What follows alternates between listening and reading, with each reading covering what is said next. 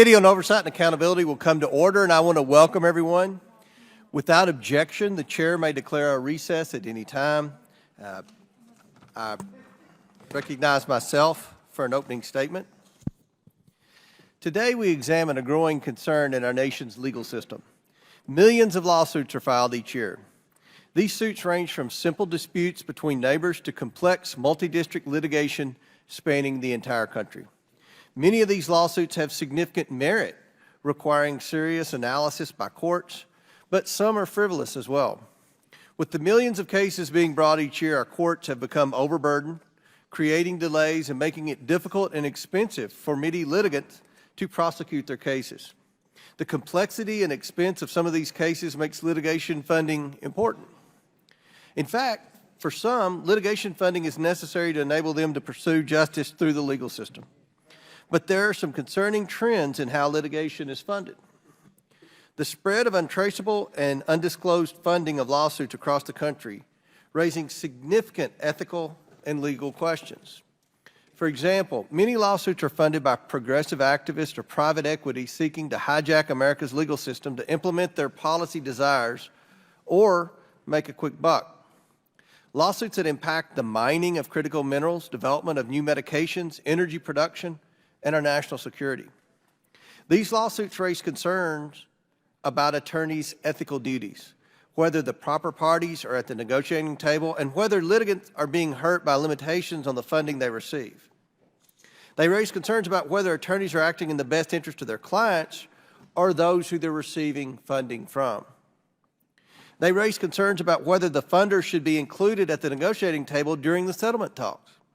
They raise concerns that some litigation financiers are not acting in the best interest of the litigant. We know that activist groups use this funding to push policies that they could not enact through the legislative process. Some left-wing groups funnel millions to law firms to sue companies across the country on questionable legal ground. They're trying to use the courts to put these companies out of business or limit their ability to bring new products to market. These activist groups will find plaintiffs and pour millions into claims against the energy, mining, and manufacturing companies to the detriment of consumers, innovation, national security, the workforce, and even to plaintiffs themselves, all in the name of political activism. These groups know that their tactics and goals are too extreme for the American people to support. So rather than use the electoral process, they're implementing their agenda through litigation against both the public and private sectors. Other groups are entering into funding agreements with plaintiffs' attorneys where they pay to support litigation in exchange for a significant portion of the money awarded should the plaintiffs win. In some cases, these outside groups can effectively override a settlement agreement if they don't like the payoff amount. In fact, a recent study by the Institute for Legal Reform found that for every dollar paid in damages through tort litigation, a meager 53 cents actually found its way into the rightful pockets of the claimant. When American companies are under the threat of frivolous litigation, those companies must set aside hundreds of millions of dollars to fight against claims from these groups. And the American people are then affected when companies are forced to offset the cost of litigation by raising prices. The mass torts litigation sector ranked in an astonishing $443 billion in 2020 alone, the equivalent of 2.1% of the entire GDP of the United States. Today, we're going to hear from American industry to see how unnecessary litigation can freeze essential sectors of the economy and hurt consumers. We also hear how activist groups use sue and settle tactics to encourage government agencies to regulate well beyond the laws Congress passed for them to administer. These suits cost taxpayers unknown sums in attorney fees, settlement payouts, and economic impacts to the affected industries. Now, let me be clear. Agencies should not be conducting rulemaking via litigation. An activist group shouldn't be legislating via litigation. Today is a first step to identifying how pervasive third-party litigation funding is and how deep the abuses go. I look forward to hearing the testimony of our witnesses and to discussing how we can ensure fairness in our legal system. With that, I now yield to Ranking Member Raskin. Well, thank you, Mr. Chairman, and thanks to our witnesses for being here today, especially Professor Clark, who flew all the way from St. Louis on short notice. Mr. Chairman, I spent my recess traveling across America. I was in 10 states, including your beautiful Kentucky. And one thing I found is that all over America, people are in an uproar over the money that billionaires are spending to influence justices on the United States Supreme Court. Americans see that personal gifts to justices from right-wing billionaire sugar daddies like Harlan Crow and Federalist Society dark money expenditures are fundamentally perverting judicial ethics and undermining justice and the rule of law. Now, apparently responding to the national outcry over this ethics crisis on the court, our colleagues have called a hearing today about the influence that wealth exerts on the justice system, but they've gone off on a surprising and bizarre tangent. The problem, they say, is not the way the public is harmed when billionaires bankroll the private lives of ethically challenged Supreme Court justices. The real problem is that giant corporations are harmed when Americans injured by toxic torts or environmental crimes receive contributions from donors to help them bring personal injury or class action lawsuits. In other words, while Supreme Court justices are jetting all over the world on fancy private family vacations paid for by right-wing billionaires or collecting hefty cash gifts from those billionaires for their personal museums and family members' private school tuition payments, the GOP says the real problem in our legal system is that too many victims of corporate wrongdoing are finding access to the courts in the first place. Now, we say justice is blind because the Greek statue for justice wears a blindfold. In solving cases, justices are supposed to be blind to wealth and poverty, personal friendship, and political affiliation. A poor person who has never met a judge must be treated the same by the courts as Harlan Crow, the real estate tycoon chum of Justice and Mrs. Clarence Thomas, who had a case before the Supreme Court and who has given the Thomases lavish personal gifts like week-long luxury travel on his super yacht and private jets and generous money payments for family tuition over a period of 20 years ever since Thomas joined the court. A collector of not-so-fine art created by dictators who actually owns and displays two paintings done by Adolf Hitler, Mr. Crow donated $105,000 to the Yale Law School in 2018 for another painting he desires, writing a check to the, quote, Justice Thomas Portrait Fund. But Justice Thomas isn't unique. He's just emblematic of the collapse of legal ethics across the street. Justice Alito took a long fishing trip with a hedge fund magnate who's had business before the Supreme Court 10 times in the last 15 years. Neither justice recused himself in the relevant cases or made any relevant, timely disclosures. Justice is supposed to be blind to the blandishments of money and class power. It's only supposed to see the facts and the law, but in the Roberts Court, judicial vision is clouded everywhere by dollar signs and luxury power trips. The facts and the law are barely visible when it comes to the rights of workers trying to organize a union, or poor women seeking abortions, or consumers injured by adhesion contracts and corporate ripoffs. Justice is a rich man's game in this court of billionaires. The Bill of Rights has mostly been left in the dust. On the Roberts Court, justice is indeed blind, but only to ethics itself. It is deaf to the pleas of women and working people, and it is dumb in its refusal to see how it has destroyed its own legitimacy in the eyes of the public. It is certainly not mute, however, as Justices Alito and Thomas vociferously defend their jet-setting lifestyles in shockingly intemperate terms. If we're going to return to equal justice under law, as it's written over the entrance to the Supreme Court, if we're to make justice blind to the wealth and the identity of the parties in the courtroom, then our justices must be held to the highest ethical standards. And yet, amazingly, the justices are not even subject to the basic code of conduct for United States judges that all other federal judges are subject to. The 9 justices are, in fact, not bound by any ethical standards at all, much less the comprehensive ethics code that applies to all the other judges. Their decisions can affect or destroy the rights of all Americans, but the justices refuse to abide by any written ethical code. They decide on their own if their work is impaired by a real or apparent conflict of interest, a terrible system which cuts against the key principle of justice that Madison articulated in the Federalist Papers. No man is allowed to be a judge in his own cause, in his own case. The highest court in our land now has the lowest ethical standards. This is the crisis we should be discussing today. But our colleagues have instead called a hearing to assert that it's just too easy to haul corporations into court when they violate other Americans' rights. The third-party litigation funding under attack today is the only way that a lot of victims of corporate misconduct can even get into court. Do our colleagues really want to make it illegal now to receive contributions to vindicate your rights?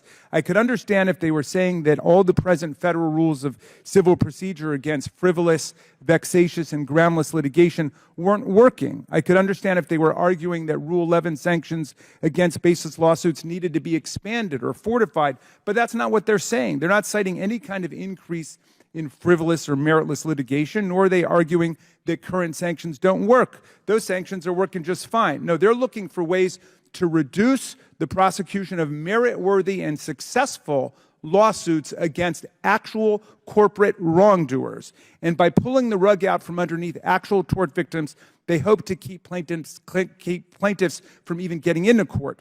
The GOP wants to dramatically reduce accountability and liability for corporations that flood our country with opioids to make obscene profits, corporations that poison our communities with asbestos or lead and other dangerous carcinogens, and corporations that inflict black lung disease, mass oil spills, and other lethal injuries on American communities. Our colleagues seem confused. No one has a right to bribe judges or load them up with fancy gifts, but people do have every First Amendment due process and equal protection right to raise money to make their case in court. The courts are not just there for rich people who can write themselves a big check. This is the same reason people have a right to give and receive campaign contributions for public office, is not just for the independently wealthy. Victims bringing these lawsuits, especially those who are low income or unable to work because they're sick or injured, often cannot afford to bring the lawsuits at all without financial help from other citizens. If their lawsuits have no merit, they should be thrown out. But if they have merit, then we should all be grateful that they are working to make society safer by stopping the wrongdoers before they commit more wrongs against society. Many landmark cases establishing the basic rights of Americans have been funded by contributions from outside groups: Brown versus Board of Education, Loving versus Virginia, U.S. versus Windsor. The corporate interests represented on the panel today who are attacking this basic right are here for an obvious reason. They don't like paying damages when their victims prove their rights have been violated in court. Johnson & Johnson has had to pay billions of dollars for its central role in the opioid epidemic, and billions more to tens of thousands of people who develop cancer because of the country's dangerous talcum powder. Mining and offshore drilling companies have had to pay billions for poisoning communities' land and water and causing irreparable harm to human health. Perhaps one of the biggest environmental cases in the history of the United States, oil company BP agreed to pay $20 billion for damages caused by the Deepwater Horizon oil spill in the Gulf of Mexico. One can only regard with amazement the fact that our colleagues are in such a hurry to promote the grievances of these big tortfeasors and wrongdoers that they don't even pause to consider that there are hundreds of millions of dollars in right-wing third-party litigation financing regularly bankrolling anti-choice, anti-LGBTQ, anti-gun safety lawsuits, among many others. Well-funded right-wing networks like the Pacific Legal Foundation, the Koch Network, the Judicial Crisis Network have poured hundreds of millions into remaking America through the courts on issues ranging from attacking public school curricula to opposing compulsory union dues to repealing the Consumer Financial Protection Bureau. The Alliance Defending Freedom and other right-wing groups brought the Dobbs case and are working to eliminate access to abortion for all Americans. That's their right. Our colleagues don't complain about that. In fact, they don't even mention it. Are they willing to sacrifice the rights of their third-party litigation financiers on the right, or are they just not serious about this whole thing and simply looking for another catchy way to distract everyone from Donald Trump's 91 different criminal charges in 4 indictments across the land? Everyone knows that a fish rots from the head down, and everyone knows what stinks to the high heavens in the judicial system today is, alas, the Supreme Court itself. Let's focus on where the corruption of justice is actually taking place today. Thank you, Mr. Chairman, and I yield back. Gentleman yields back, and I want to remind everyone, we're not asking Congress to stop third-party litigation. We're here today to learn from expert witnesses about possible abuses in our court system. With that, I'm pleased to welcome our witnesses for today, and I apologize if I mispronounce these names. I'm notoriously bad about that. Maya Steinitz, Eric Melito, Julie Lucas, Avia Ween, and Kathleen Clark. Our first witness is Maya Steinitz, who is a professor at Boston University School of Law. Our next witness is Eric Melito, who is president of the National Ocean Industries Association. Then we have Julie Lucas, executive director at the Mining Minnesota. Next is Avia Ween, assistant general counsel at Johnson & Johnson. And our last witness today is Kathleen Clark, a professor at the Washington University of St. Louis School of Law. We look forward to hearing what each of you have to say about today's important subject. Pursuant to Committee Rule 9G, the witnesses will please stand and raise the right hands.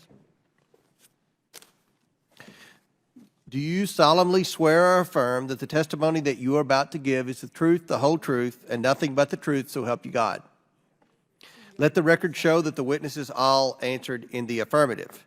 We appreciate all of you being here today and look forward to your testimony. Now, let me remind the witnesses that we have read your written statements and they will appear in full in the hearing record. Please limit your oral statements to 5 minutes. As a reminder, please press the button on the microphone in front of you so that it is on and members can hear you. When you begin to speak, the light in front of you will turn green. After 4 minutes, it will turn yellow. When the red light comes on, your 5 minutes is expired, and we would ask that you please wrap up. I recognize Ms. Steinitz to please begin her opening statement. Thank you. Chairman Comer, Ranking Member Raskin, and members of the committee, thank you for inviting me to testify today. My name is Maya Steinitz, and I'm a professor of law at Boston University Law School. I appreciate the opportunity to share with you some of what I've learned over nearly 15 years of studying and writing about the phenomenon of third-party litigation finance. Third-party litigation funding is a utility. It can be well used or abused depending on the context. It can be beneficial to individuals, to small and large businesses, and to the public. It can also be harmful to individuals, to small and large businesses, and to the public. In terms of impact litigation, brought to advance an ideological position or policy goal, third-party funding can, and to my understanding, has been used to assist plaintiffs pursuing both liberal and conservative causes. Like the rest of the finance industry, whether the good that litigation funding can serve ultimately outweighs the bad will depend largely on whether and how well it's regulated. Third-party funding is transforming the trajectory of individual cases. For example, by determining which cases are brought, how long they last, and how much they settle for. For this reason, it can also affect the work of the judicial branch at both the state and federal level. It is also affecting the practice of law. It could help increase efficiency and lower the cost of legal services available to Americans, but it can also introduce conflicts of interest between lawyers and clients that did not used to exist, especially when lawyers and funders have ongoing relationships that may have started before a given client's case commenced or may continue thereafter. Therefore, the systemic effects of litigation funding implicate democracy at large, affecting as it does all of civil justice, an entire branch of government, and the structure and core tenets of the legal profession and of the attorney-client relationship, which is a central and therefore protected relationship in a free society.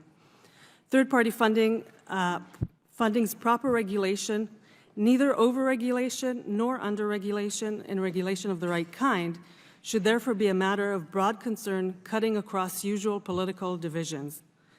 Litigation finance can help increase access to justice that parties cannot afford to bring their disputes to court, such as individuals, startup companies, and small businesses. The ability to acquire financing can level the playing field between such under-resourced players and significantly better resourced opponents. Litigation funding can also serve as a form of corporate finance for small and large businesses, allowing them to manage balance sheets and to obtain operating capital during a time when litigation otherwise limits access to such capital. By shifting the risk of litigation or assigning claims altogether, a corporate claimant can reduce the impact of that litigation on normal business activities.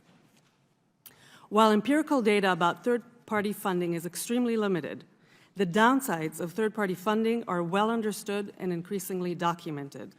The ways litigation funding can structurally create conflicts of interest between lawyers and their clients, protract certain litigation, create incentives to bundle non-meritorious cases with meritorious cases when cases are aggregated rather than pursued individually, affect defendants' due process rights, and of course, the risk of predatory financing practices are all well understood.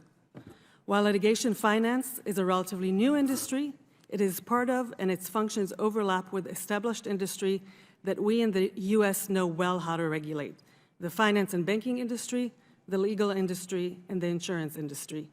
In those industries, there are various ethical requirements, context-specific disclosure requirements, and protections against predatory practices. I welcome your questions.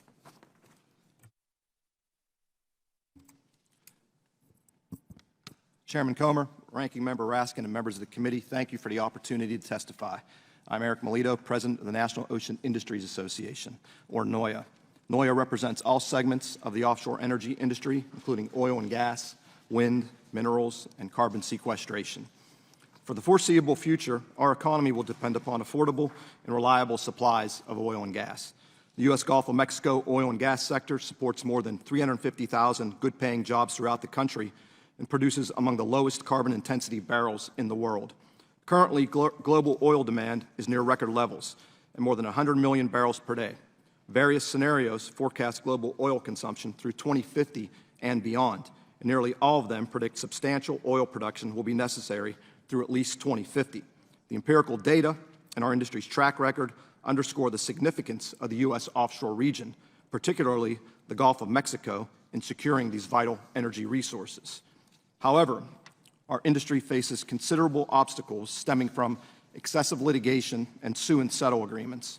Opponents of American energy projects have managed to bypass Congress and the public regulatory process through what has become regulation through litigation. While litigation is an important tool for holding federal agencies accountable to their statutory responsibilities, its misuse to disrupt energy development ultimately harms the American consumer more than anyone else and simply shifts production to foreign suppliers. Litigation abuse imposes a real barrier to America's energy production potential at a time when it is needed more than ever, with inflation driving up the cost of everything for Americans, including gasoline at the pump. One of the most recent sue and settle examples between activists and the administration involves the Rice's whale. The Rice's whale is a species already protected under both the Endangered Species Act and the Marine Mammal Protection Act. However, activist groups sued the National Marine Fisheries Service, or NMFS, over whale protections, resulting in a stipulated stay agreement which proceeded without public or congressional input. The agreement locks away millions of prime Gulf of Mexico acres from oil and gas development and imposes unwarranted vessel restrictions based upon insufficient scientific support and a failure to consider the economic and national security impacts. Most significantly, the government itself is contradicting its own findings that expansion of the protected area for the whale is in fact not justified. In a proposed rulemaking from January of this year, NMFS determined that expansion of the protected area for the whale is not warranted, stating, therefore, while we expect that some individual Rice's whales occur outside the core habitat area and or that whales from the eastern Gulf of Mexico occasionally travel outside the area, the currently available data support NMFS' determination that the area currently considered core habitat is an adequate representation, end quotes. Expanding the Rice's whale critical habitat to include areas where there is only negligible or no presence of the whale is contrary to the science and dilutes conservation resources that should be going towards protecting actual habitat areas. According to NMFS, only a single Rice's whale has been observed in this expanded area. An additional survey effort was conducted for the expanded area after this 2017 sighting, and no additional sightings were recorded. The additional mitigation measures include narrower transit windows that will naturally increase vessel traffic in daylight, carrying added risks. Vessels will idle, potentially for hours, waiting for daylight or better visibility. There will be unavoidable and yet again unnecessary increases in emissions, undermining the Gulf's status as one of the lowest carbon emission basins in the world. The federal government is also considering expanding mitigation measures to encompass all Gulf maritime vessel traffic, including cargo vessels, cruise lines, and fishing boats. This will initiate a chain reaction of delays. As vessels finally reach port, past the bottlenecks created by transit windows, new bottlenecks will emerge as everyone rushes to unload goods on trains and tracks simultaneously, delaying the distribution of critical goods throughout the nation. Wildlife protection is a universal goal of every Gulf Coast resident, the industry, and the workers of our industry, yet the administration's approach lacks transparency and excludes the voices of broad-based stakeholders and experts. Thank you, and I look forward to your questions. Chair Comer, Ranking Member Raskin, and members of the committee. My name is Julie Lucas. I'm here today from the land of 10,000 lakes, Lake Superior, the Boundary Waters Canoe Area Wilderness, and the headwaters of the mighty Mississippi. In northern Minnesota, home first and still to the Ojibwe people, we are defined by our clean, plentiful water, and we hold immense pride in that identity. Our identity has also been shaped by the land beneath our feet and the abundant minerals found within it. I'm the Executive Director of Mining Minnesota, a coalition of industry leaders who advocate for safe, responsible, and well-regulated mining in our state. I'm here today to share our region's hope for the development of a mineral resource essential to building a clean energy economy, a resource containing copper, nickel, cobalt, platinum, palladium, and gold. Much as the nation has depended on Minnesota for iron ore, our country could turn to Minnesota-sourced minerals to build the batteries, windmills, solar panels, and other products needed to achieve carbon-free energy goals. These resources would be under development today if not for extended, repeated litigation and continued appeals focused on delaying this progress. We currently have 3 proposed critical minerals projects in Minnesota. These projects are all in different phases of development and include New Range Copper Nickel near the communities of Aurora and Hoyt Lakes, Twin Metals Minnesota in Ely and Babbitt, and Talon Metals in Tamarack. These are small rural communities with only Ely topping 3,000 people. The near constant active litigation or threat of other legal challenges does more than impact a project. It negatively impacts our communities. The first impact is a loss of funding for local communities and local schools.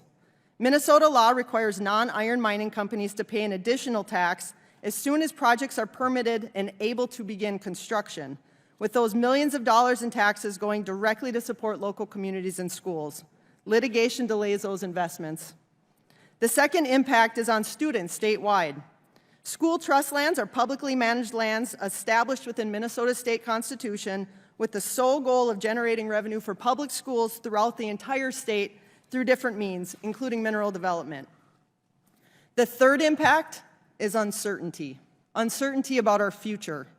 As lawyers battle over how a process-focused decision was or was not made, or attempt to use the courts to make new policy, people in our communities are forced to make and consider other decisions.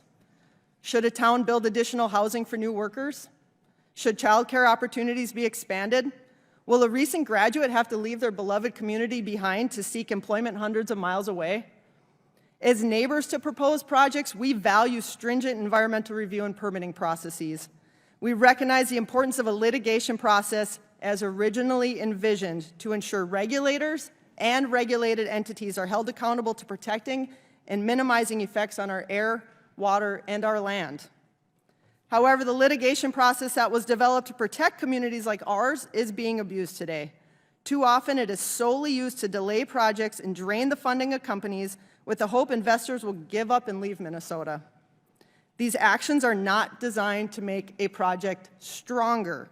They are actions by groups who will never support or accept that not only do we need Minnesota's minerals, but that there are proven and effective ways to realize the potential of this resource.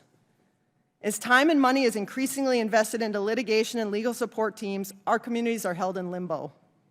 Too often, we watch in frustration as our nation looks overseas for minerals we could provide. The environmental review and permitting processes allow for extensive community engagement and multiple checkpoints along the way. Trust must be restored in our regulatory process. If there are known flaws to be challenged on a legal basis, they are known prior to or immediately following issuance of permits. The timeline for filing lawsuits could be shortened significantly while still meeting the intent and spirit of the laws as originally designed. Too often, they are strategically filed at the last moment and nearly 5 years after a decision to maximize delay. If our nation is going to drive the unprecedented demand for these minerals, we must be responsible for our own consumption, and we cannot be afraid to say yes.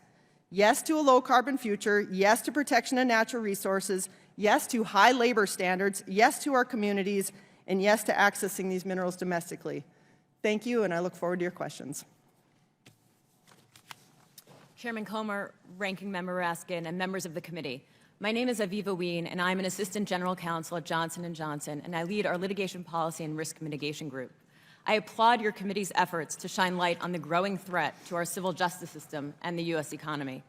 Outside money and influence over mass tort litigation are compromising the ability of both plaintiffs and defendants to achieve justice, and federal courts are struggling to manage the barrage of cases fairly and efficiently. These concerns threaten the integrity of the civil justice system and are among the most significant challenges facing companies that manufacture critical life-saving and life-enhancing medicines and medical devices. I appreciate your inviting me here to testify today. My views are informed by my work, first at a law firm, and then for the past approximately 11 years handling product litigation for Johnson & Johnson. There may have been a time when tort litigation was about individuals seeking out a lawyer to vindicate his or her rights and to recover for wrongfully caused harms. That's how civil justice is supposed to work. Today's mass tort system, however, works in reverse. Lawyers develop a tort theory, recruit investors, use that money to advertise for plaintiffs, work with paid experts to publish junk science, and amass thousands of claims without proper vetting. All of this has one intended result: profit to the lawyers and the investors. That is not how the civil justice system should work. It turns mass tort litigation into a money play, driven, funded, and distorted by lawyers and investors, regardless of the merits of the claims they assert. What makes this litigation possible is the involvement of hedge funds and other litigation funders. Spending by litigation funders in the United States has been estimated at $2.3 to $5 billion per year, and 70% of this capital is reportedly invested in what they call portfolio or mass tort litigation. Yet typically, litigation financing is largely unregulated, and such investments are hidden from courts and the parties, even when lawyers need investors' approval to settle cases. So how does this outside money distort justice? First, it funds sophisticated media campaigns urging people to call or click for a chance at a jackpot. All day, every day, we're bombarded on television, our tablets, our phones with ads urging us to sue. It's been estimated that nearly $1 billion is spent per year on advertising, on TV ads soliciting people to file lawsuits. Second, these ads generate massive numbers of insufficiently vetted claims. People call or click, fill out forms, and claims are filed with little, if any, vetting. Often the claims are collected by lead generators and sold to law firms who file them. The lawyers have never met or spoken to these clients. They just get a name and file a claim without knowing the basics. Did they use the product? Did they suffer the alleged injury? As a result, according to the Federal Advisory Committee on Civil Rules, 20 to 30% of mass tort claims are wholly unsupportable. In some litigations, this may be as high as 40 to 50%. Let's pause there. 40 to 50% of all mass tort claims should never have been filed. They're meritless. Third, judges are increasingly recognizing that the scientific basis for entire mass torts may be largely a figment of this business model. The Wall Street Journal reported that the lab behind studies alleging Zantac and other products contain dangerous levels of cancer-causing chemicals had ties to plaintiff lawyers. 50,000 claims were generated, but then it were dismissed. After it was uncovered, the lab's testing methods actually generated the alleged cancer-causing chemical. But the damage was already done. Zantac was recalled from the market. Finally, aside from the obvious impact on U.S. businesses, large and small, this mass tort business model, driven by this outside funding, has other significant consequences. The MDL system which Congress enacted to address mass torts is overwhelmed and breaking down. Today, upward of 70% of all civil actions in our federal courts nationwide are mass tort lawsuits. Facing thousands of cases, MDL judges tend to prioritize settlement rather than rigorously reviewing the plaintiff's theories or winnowing claims. Further, ads that mislead about healthcare decisions have harmed people. The American Medical Association and AARP have cautioned that fear-mongering in lawsuit ads is dangerous and frightening. Sadly, these components of a modern-day mass tort system have little to do with vindicating rights or compensating consumers. Plaintiffs have become mere pawns in a game. The primary beneficiaries are plaintiffs' counsel and their investors. The losers are the courts, American businesses, consumers, and the people seeking redress. Again, I very much appreciate the opportunity to provide my experiences and perspectives, and I look forward to the questions.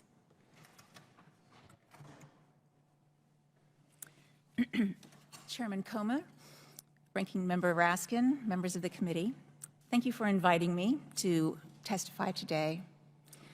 I'm here to talk about ethics. As a law professor and a lawyer, most of my work over the last 30 years has focused on legal and government ethics. I've taught courses on these subjects and written articles about them. I've conducted ethics trainings and provided ethics advice to government officials and agencies. This hearing is about third-party litigation funding, a practice that currently affects a small but growing portion of court cases. As a matter of legal ethics, third-party litigation funding does pose ethical risk, such as conflicts of interest. At the same time, this funding mechanism can benefit clients, particularly those who would not otherwise be able to access our courts. While ethics issues do arise in this context, in my professional opinion, these issues are nowhere near the top of the list of significant ethics concerns facing our courts. Instead, I would place at the top of that list the ethics crisis currently facing the United States Supreme Court. According to media reports, certain Supreme Court justices have repeatedly accepted lavish gifts from wealthy patrons, refused to recuse from cases affecting those patrons, and then failed to disclose those gifts and other transactions as required by the Ethics in Government Act. The court's refusal to address these revelations and its failure to incorporate basic and widely accepted ethical safeguards indicate that the Supreme Court has a very significant ethics problem. Let me provide just a few examples. Supreme Court Justice Clarence Thomas accepted extravagant gifts from Harlan Crow, including an Indonesian vacation apparently valued at hundreds of thousands of dollars, and accepted private school tuition valued at tens of thousands of dollars for Thomas's grandnephew, for whom Thomas, as legal guardian, was responsible. In addition, Justice Thomas allowed Harlan Crow to purchase several properties that Thomas co-owned, including the home where Thomas's mother lives. Even more troubling, Thomas failed to disclose these gifts and the property transaction as he was legally required to do by the Ethics in Government Act. In fact, Justice Thomas has filed inaccurate financial disclosures more than a dozen times, correcting his disclosures only after journalists or non-government organizations have publicized his inaccuracies. And Justice Thomas is not alone. Justice Alito also has accepted private jet flights, for example, from billionaire financier Paul Singer, and then failed to disclose those flights as required by law. And then Alito failed to recuse from a Supreme Court case involving Singer. These are not just the missteps of individual justices. Instead, this pattern of behavior reflects institutional failure at the Supreme Court, which has refused to adopt measures that could prevent ethical missteps and hold accountable those who violate ethics standards. The court does not even have the same ethics standards that apply to lower court judges. Rather than vilifying individual justices, I want to focus on the need for an institutional response, the need for robust ethics standards and accountability mechanisms to apply at the Supreme Court. Our nation deserves a court that is worthy of the public's trust, and Congress has the authority to help make that happen. Thank you for considering my testimony. I look forward to your questions. Thank you. Now we'll begin the question phase. Chair recognizes Mr. Palmer from Alabama for 5 minutes. I thank the chairman and thank the witnesses for being here. Just listening to the testimony raises some serious concerns. I really appreciate testimony of Ms. Ween about this massive advertising campaign by plaintiff attorneys and how it has impacted science and I think it's leading to some major problems for the national economy, but also for our national security, because in denying us access to certain key materials. But I'd also like to address the testimony of Ms. Lucas about how these lawsuits are impacting the state's ability to self-govern. Our Constitution reserves most of the powers for government to the states.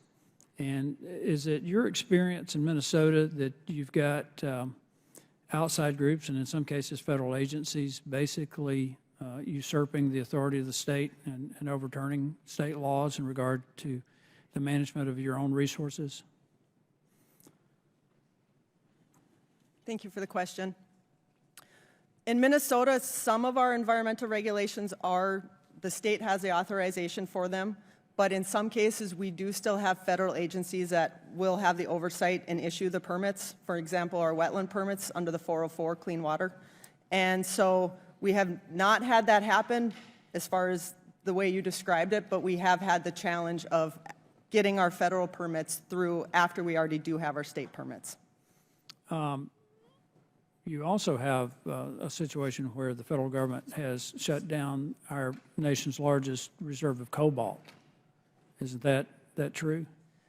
I cannot speak if the Twin Metals project is the one you're referencing. I'm not sure that that's the largest cobalt, but I will get back to you on that one. It is. It is a significant resource. I believe it's the largest U.S. Reserve of cobalt, which is absolutely critical to the Democrat agenda for completely restructuring our power grid and going to all renewables, which will be an economic and national security disaster because it makes us 100% reliant on China. I want to address a couple of other things, and this has to do is in the context of sue and settle. One of the things, I ran a think tank for almost 24 years, and one of the issues that we addressed was how state legislatures could protect themselves from consent decrees, from sue and settle. Otherwise, I think a lot on the left call it institutional reform litigation. And the thing is that if any of you were elected to a state office, attorney general, governor, mayor, local office like mayor, county commission, and you wanted to know how much you were spending on consent decrees, unless you know the case number, there's no federal database that would provide you with that information. One of the things that, and I will say this in a bipartisan way, that this Congress has passed is the Settlement Agreement Information Database, so that we have a clearer picture of all of these settlement agreements and what they're costing us. Do you think that would be of any help to any of you, and any of you can respond to this in regard to addressing this issue of institutional litigation, otherwise known as consent decrees?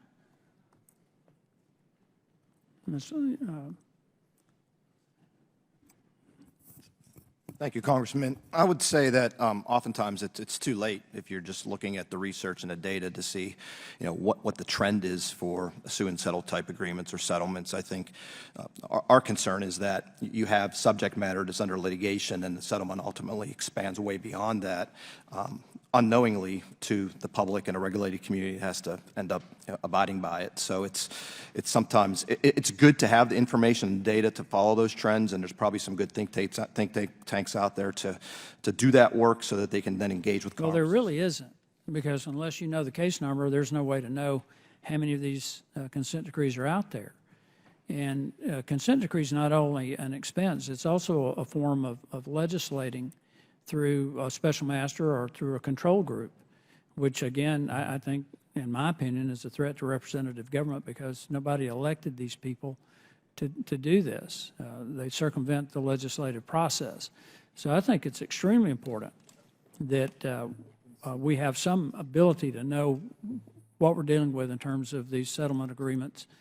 And I think clarity on the part of the federal government would be a huge help.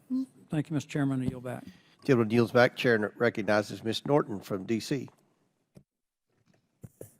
Thank you, Mr. Chairman. I'm glad that my Republican friends have called this hearing to discuss money and resources in the judicial system. But as usual, they come down on the side of corporations and billionaires, not people. My question is for Professor Clark. What my colleagues seem to take issue with is access to the courts that is sometimes made possible by third-party litigation funding.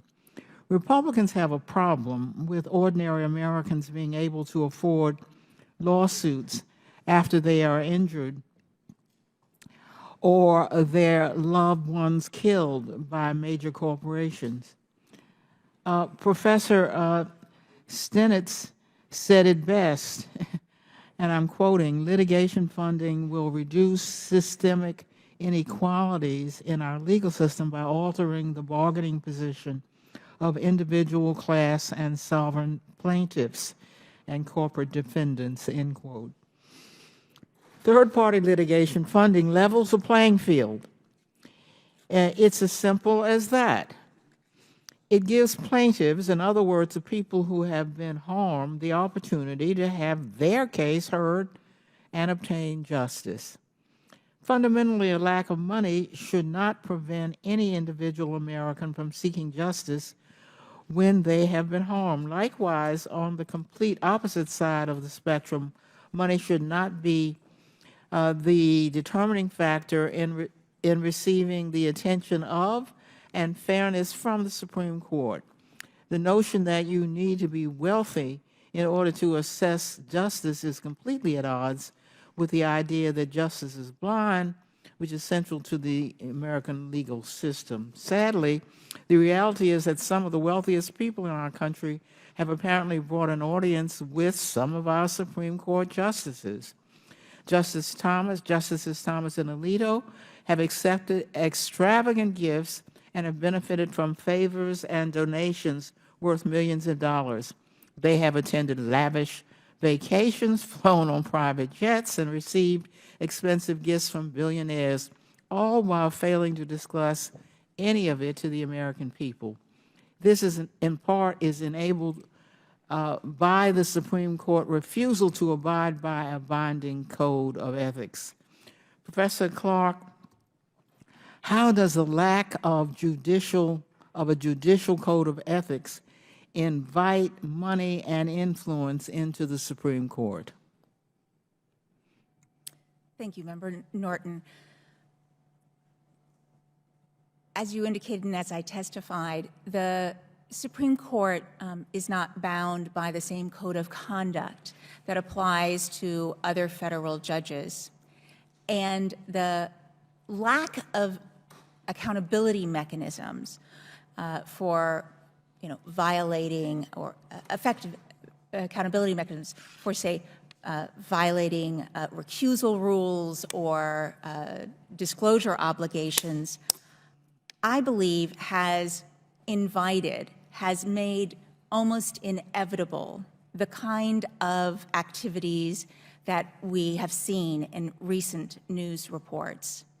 And that's why, as I testified, I think it's important to focus not just on the individual justices and what they have done wrong, but the need for an institutional response. Because frankly, the problem is larger than just one or two justices. It's the lack of effective ethics standards and enforcement mechanisms for the court. The revelations that members of the highest court in the land may be compromised by immense wealth is fundamentally at odds with the principle that justice is blind. Without any immediate course correction by the U.S. Supreme Court, including by abiding by a binding code of ethics, the impartiality and neutrality of our justice system is at risk.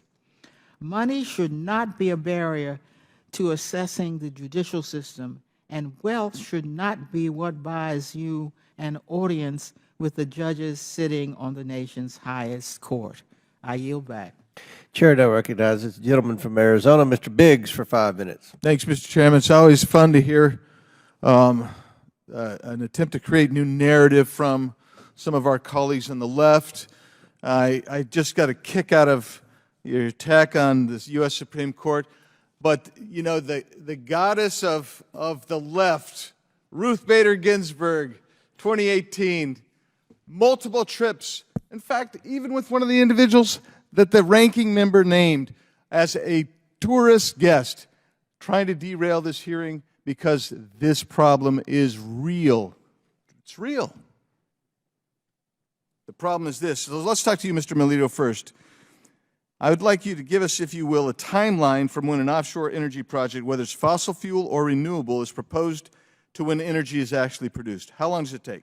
It could range anywhere from 5 to 10 years, depending upon the location and the complexity of the project. Right now, the wind projects are taking about 7 to 10 years, but deep water oil and gas project about 7 to 10. Yeah, and in fact, the UK just had an offshore wind farm sale for licenses that went with no bidders. Let's talk about the litigation, though. What does litigation costs do, or litigation do to the timeline? It extends it dramatically and sometimes makes it impossible to move forward and construct the projects and sanction the projects. Are you familiar with sue and settle practices? Yes, we are. How do those work? Well, an activist group files a lawsuit under one of the existing statutes, normally NEPA or Endangered Species Act, along with the Administrative Procedure Act, and then after the case is filed, negotiations begin, and the government, through the Department of Justice, settles the case and creates new requirements or restrictions based upon that settlement.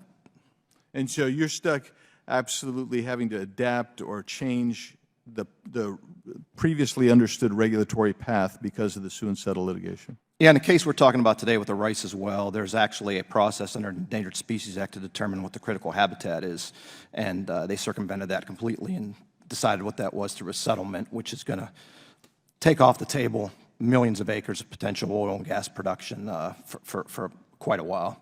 Ms. Steinitz, do groups engaged in sue and settle arrangements with government ever receive taxpayer funding through monetary payouts? I don't know, sir. Okay. Do you know, Mr. Melito? I don't know. We haven't tracked the funding. Ms. Lucas? No, sir, I'm not aware. Ms. Wien? It's not something I'm aware of. Okay. So, when we read that in 1 year, the Sierra Club proudly proclaims that it has brought 200 lawsuits to stop, including renewable fuel projects, what does that mean for the folks who really want to get into renewable energy? What is that, Mr. Melito? What do they do? Well, at its core, these are job-destroying actions. We support more than 350,000 jobs along the Gulf Coast and throughout the country, 94,000 in Louisiana, 20,000 in Mississippi, 28,000 in Alabama, 147,000 in Texas. These are high-paying jobs. And when you're taking action to restrict the production of oil and gas in the U.S., it's a regressive action because it's pushing the price of commodity up, and it hurts disproportionately those who can least afford that. It's an inflationary action that really hurts everyone and American consumers. What's the remedy, Ms. Steinitz?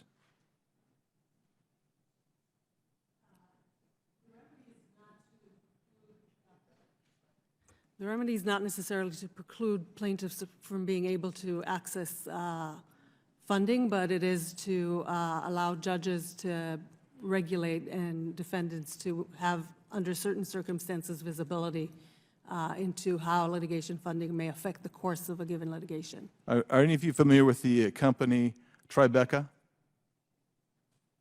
It's a mass tort litigation funding company. Just go to their website, it's very interesting. They list the number of cases that they have funding for mass tort litigation. Ms. Wien, are you familiar with Tribeca or other third-party litigation funders? Congressman, yes, I am. Please tell us what the impact is. The impact of litigation funding on mass tort litigation is essentially turning mass tort litigation into an investment vehicle. It has taken the civil justice system and turned it into a market that it can use, third-party litigation funders can use to see a huge return on investment. In fact, third-party litigation funders in the GAO report said that they saw a return on investment of 91 to 93%. So what it's done is enabled third-party litigation funders to turn the civil justice system into an investment vehicle where they're able to manipulate the market conditions. Thank you. Yield back. Gentleman yields back. Chair recognizes is Mr. Conley from Virginia for 5 minutes. Thank you, Mr. Chairman. Here's another hearing where my Republican friends say, look over here, but don't look over there. Professor Clark, you're a professor at Washington University in St. Louis, is that correct? So you got a lot of book learning about this stuff. I'm going to try to take advantage of that. The Constitution of the United States created a Supreme Court, is that correct? That's correct. But who established the Supreme Court? The Congress of the United States right. by statute. And in that statute, we determined in the first Congress, written by pretty much James Madison, how many members there would be, and that could fluctuate. Correct. What their jurisdiction would be, and that could fluctuate. Correct. And we made them circuit court riders at that time, which they hated, but we made them do it. That would suggest, under the Constitution, we had wide latitude to set parameters for the Supreme Court. Would you agree with that? I agree with that. Including ethics. Absolutely. So Mr. Alito, in making an extraordinary statement that Congress has no jurisdiction with respect to the Supreme Court and ethics, would seem to fly in the face of the Constitution itself and precedent going back to the very first Congress. Fair? I agree. By the way, when Mr. Alito, just a digression, he cited the fact, among other things, in Dobbs, that there was no right to an abortion contained in the Constitution, therefore there's no right to an abortion in the United States, correct? That's my understanding. Inter alia, but that was a key argument. By the way, I'm not a constitutional scholar, but is there any provision in the Constitution expressly granting a Supreme Court the right to review and rule on the constitutionality of legislation passed by a Congress? No, No. that came into existence with Martin. No, that came in 1804 when Chief Justice Marshall made it up. And the first time it was ever used, by the way, an invidious moment of our history was Dred Scott in 1857. Are you sure you're not a constitutional scholar, sir? I play one sometimes. So the highest court of the land is? United States Supreme Court. Okay, and we need to be concerned, don't we, given the fact that they're lifetime appointments, about any outside or undue influence, real or even perceived, for the sake of the perception of real justice in America among the people that Supreme Court serves. Would that be a fair statement? Yes, sir. Do you know who Ginny Thomas is? I do. Who is she? I believe that Ginny Thomas is the spouse of Justice Clarence Thomas. So, according to news reports, the longtime vice president of the Federalist Society, Leonard Leo, used a firm belonging to Kellyanne Conway, former advisor of President Trump, to conceal tens of thousands of dollars of secret payments to that same Ginny Thomas from his nonprofit called the Judicial Education Project. Furthermore, Leo was found to have explicitly requested that the paperwork, quote, have no mention of Ginny Thomas, of course, unquote. Now, Leonard Leo is not just anybody. Every single Trump judicial nomination and subsequent appointment was in fact vetted by and recommended by that same Federalist Society, of which Mr. Leo was the longtime vice president and still is. Should we be concerned about that? Yes, I think that we... From an ethics point of view? Absolutely. I think we do need to be concerned about this ecosystem that Leonard Leo has created, including the connections to billionaires, but also these payments to Ginny Thomas. Why? I mean, that's just the spouse of a member of the Supreme Court. Why should we be concerned about that? Well, because one of the motivating factors of the disclosure obligations and the recusal obligations, as you alluded to, is to ensure not just the reality of impartiality on the part of justices and judges, but the perception of impartiality. We can't look inside a judge or a justice's mind, but we can look at the circumstances. And presumably there's some reason why Mr. Leo would want to conceal payments. I mean, if it's all above board, why not just pay her? You'd have to ask Leonard Leo about But an inference could be drawn. it is curious that he wanted to ensure that that be secret. Yeah. You know, we have a lot of investigations floating around here in the first week back after the August break. I think one of those investigations ought to be about Clarence Thomas and the serious ethical breaches he and his spouse have engaged in. I yield back. Chair now recognizes Mr. Groveman from Wisconsin for 5 minutes. Sure. First question, I guess I'll go with Mr. Melito, but I guess anyone else can jump in.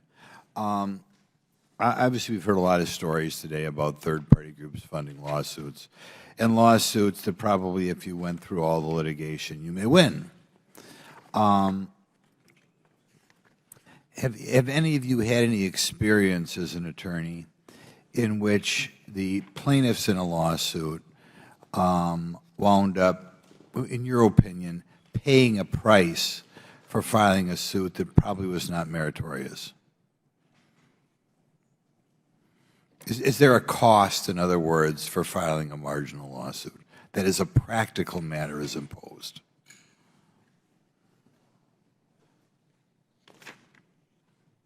Well, there can be, but I haven't, in my experience, I'm not able to provide any examples of that with the cases that we've been involved with. That's kind of what I'm talking about here. There is none that you're aware of.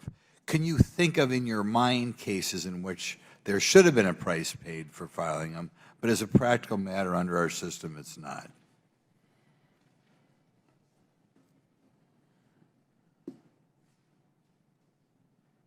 You don't have to give me the name of the case. You just... Well, I think what we're faced with is a legislative system whereby under each of these statutes there's a right to bring a suit. And I'm not here to say that we shouldn't be able to sue federal agencies to hold them accountable. We should be able to do that. What our problem is that through the settlements, the parties, plaintiffs, and Department of Justice agree to settlements that go well beyond the subject matter and create requirements and restrictions that really serve to shut down economic activity in the country. And I think what in the end we need is congressional work to make sure we're kind of putting boundaries around that so that we're not discouraging investment in the U.S. and pushing that investment to other parts of the world where they do things in a much worse way. That's what I was going to talk about here. We've heard a little bit about how the system works in America. We all know that we'd be better off if things were produced in America or grown in America, mined in America. Is there any other country around the world that has anything like this as far as kind of the ability to file lawsuits and have the government kind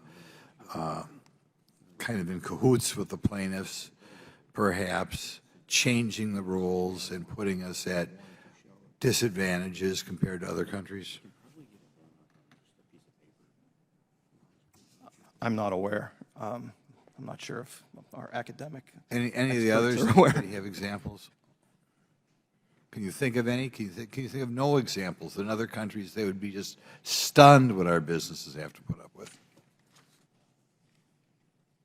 Well, it's a good point, though, because we do have a strong legal and regulatory system that provides oversight and enforcement of our industries, of our activities, to make sure we have clean water, clean air, and that we're restraining and constraining emissions, and we're taking those types of actions.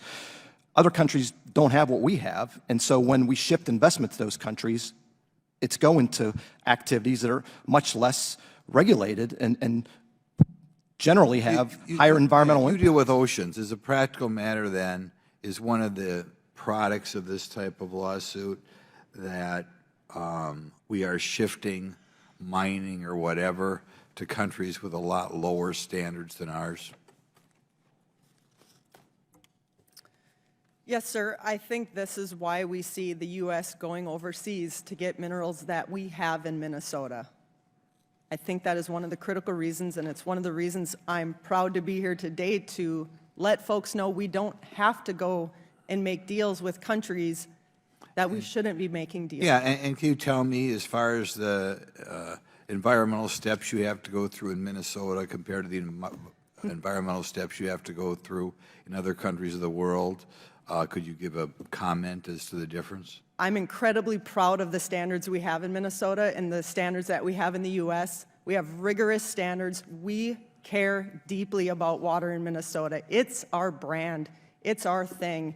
And we make it tough for mining companies, and we hold them accountable. And our regulators work really hard to find a way where we can manage to protect those resources and bring mineral resources into being for everything. And a lot of times, if those minerals are not mined in Minnesota, are they mined in countries in which the protections are not there, and therefore worldwide we're hurting the environment by pushing economic activity outside the United States? That is correct, sir. Any other comments? Thank you. Time's expired. Chair now recognizes Mr. Krishnamurti from Illinois for 5 minutes. Thank you, Mr. Chair. On December 10th, 2019, this committee held a hearing to examine and investigate widespread complaints from patients, physicians, scientists, and others that talc found in many consumer products, including in Johnson & Johnson talc-based baby powder, contained carcinogens such as asbestos and other materials. This followed a Reuters 2018 investigation saying that, quote, internal documents examined by Reuters show that the company, namely Johnson & Johnson's baby powder, was sometimes tainted with carcinogenic asbestos, and that J&J kept that information from regulators and the public, close quote. As part of this committee's investigation, the committee uncovered that there were indeed carcinogens in talc, that there was merit to Reuters' allegations, and that FDA testing was inadequate to determine its presence. Johnson & Johnson was invited to testify at this hearing, but declined to do so. According to a May 2020 Reuters article, more than 19,000 lawsuits had been filed by that point in time. And according to recent statements by J&J, the company, quote, continues to believe that these claims are specious and lack scientific merit. And that's your position, Ms. Wine, right? I can't hear you. Apologies. Congressman, thank you for the question. That these claims lack scientific merit and are specious, correct? That is correct. Talc does not cause cancer. Correct. Well, that's your position. Interestingly, in May 2020, J&J announced that it would stop selling talc-based baby powder in U.S. and Canada, correct? And it doesn't sell talc-based baby powder in U.S. or Canada, correct? Congressman, It's just a simple question, ma'am. talc was discontinued due to lack of consumer demand. That was a result of the widespread advertising funded by third-party litigation funders to spread the narrative that talc contains asbestos. And all these lawsuits, the 19,000 lawsuits, are specious and lack scientific merit, correct? Congressman, talc does not contain asbestos and does not cause talc. And that's your position. I understand. And that's why you stopped selling baby powder. Now, let's see. In a recent interesting release, can you please put up the announcement that was publicized in the New York Times?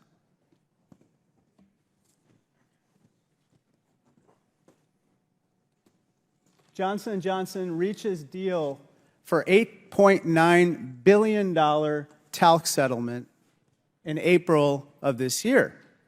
And you haven't disputed this piece of news, correct? Congressman, that was a proposed settlement proposal. So you're withdrawing from the settlement? Congressman, the settlement was never agreed to by any of the parties. It So was you- proposed in the context of a bankruptcy filing. So is this proposed settlement something that you are walking away from? Congressman, pursuant to the bankruptcy judge's urging, we continue to engage in settlement discussions. However, Do you walk away from this settlement offer or not? Congressman- $8.9 billion has been put on the table. Congressman, Do you dispute the accuracy of this headline? Yes or no? It's very simple. we put a proposal forth in the context of a litigation matter for the settlement, which over which 60,000 claimants have now agreed to that. Counsel for Now, over do you agree? 60,000. Have you put forward the proposal or not? Congressman, the proposal was put forth in the context of the bankruptcy.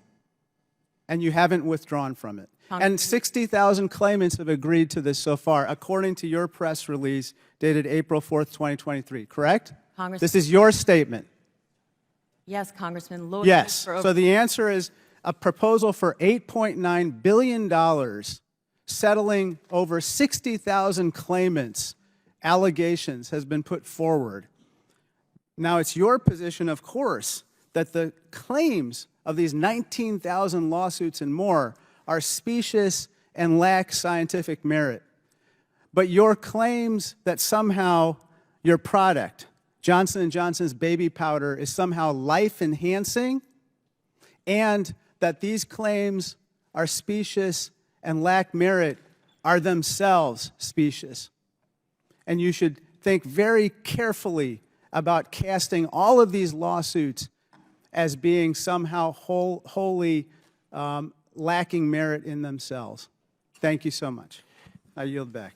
Chair recognizes Ms. Fox, or Dr. Fox from North Carolina for 5 minutes. Thank you, Mr. Chairman, and I want to thank our witnesses for being here today. Mr. Melito, in Congress, we constantly have to guard our legislative powers to make sure the courts and executive branches do not usurp those powers through excessive regulations and rulemakings and activist litigation. One popular approach for third-party groups to achieve goals they cannot otherwise enact democratically through the legislative process is to use sue and settle tactics. The Trump administration sought to end sue and settle practices, but the Biden administration permitted its use once more. Mr. Melito, can you describe the effects that sue and settle arrangements have had on America's ability to provide domestic energy sources and create jobs? Yeah, the end result is a inability to move forward with investment in U.S. energy projects, and the outcome of that is a shift in investment and production to other parts of the world. We were on track in the U.S. Gulf of Mexico to get up to 2.4 million barrels of oil a day, and that would have a tremendous impact on global markets in terms of putting downward pressure on prices to help consumers. We're on track to increase from 370,000 jobs to perhaps 420 or 430,000. And at the same time, the recent research out of McKinsey, Wood Mackenzie, Rystad, and most recently ICF International shows that when you produce oil out of the Gulf of Mexico, you are getting significantly lower carbon emissions from that production. If you do it in other parts of the world, it's much higher.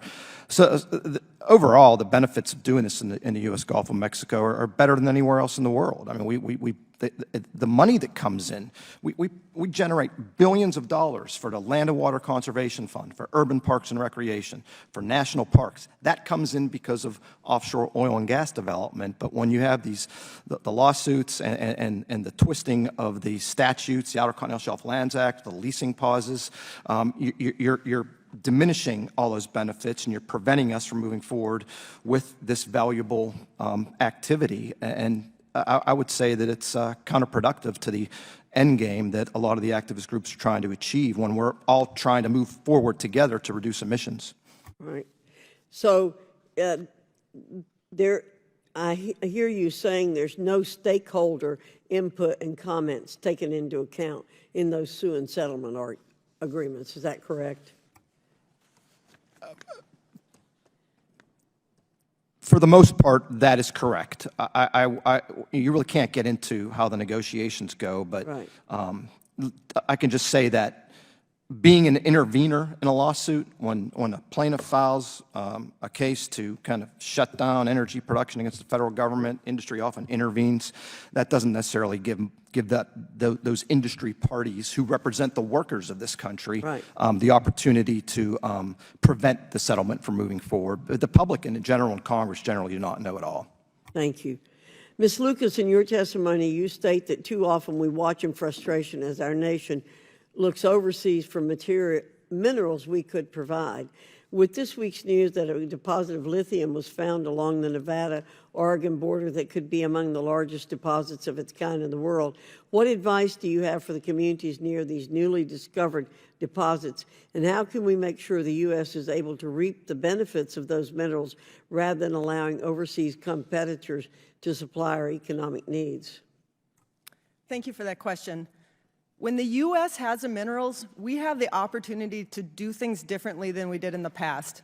We have the opportunity to engage in stakeholders, to bring environmental voices to the room where decisions are made on how we permit. We have the chance to have really complicated discussions about where minerals come out of the ground and how they come out of the ground. I'm excited about that opportunity out west. I ask that people who care about the environment get involved in these discussions on how we do it differently. Not should we, how do we? Because the universe did not put these minerals everywhere. They're limited spaces. We have to be very thoughtful in how we utilize those minerals. Yeah. Thank you. I happen to think that the Lord has provided us in this country just the kinds of things we need. We have to be able to use them. You also stated in your testimony that trust must be restored in our regulatory process, and I completely agree. In fact, I've introduced in this committee passed H.R. 3230, the Unfunded Mandates Accountability and Transparency Act, or UMATA, as we call it, that aims to restore trust in our regulatory process. What suggestions do you have for Congress to continue working to restore trust in the regulatory process? I think I touched on them already, and I would love to put that in writing for you after this hearing. Thank you very much. I appreciate it. Thank you, Mr. Chairman. I yield back. Gentlelady yields back. Chair recognizes Mr. Khanna from California for 5 minutes. Thank you, Mr. Chairman. Ms. Ween, what drug does Imbruvica, what does it treat?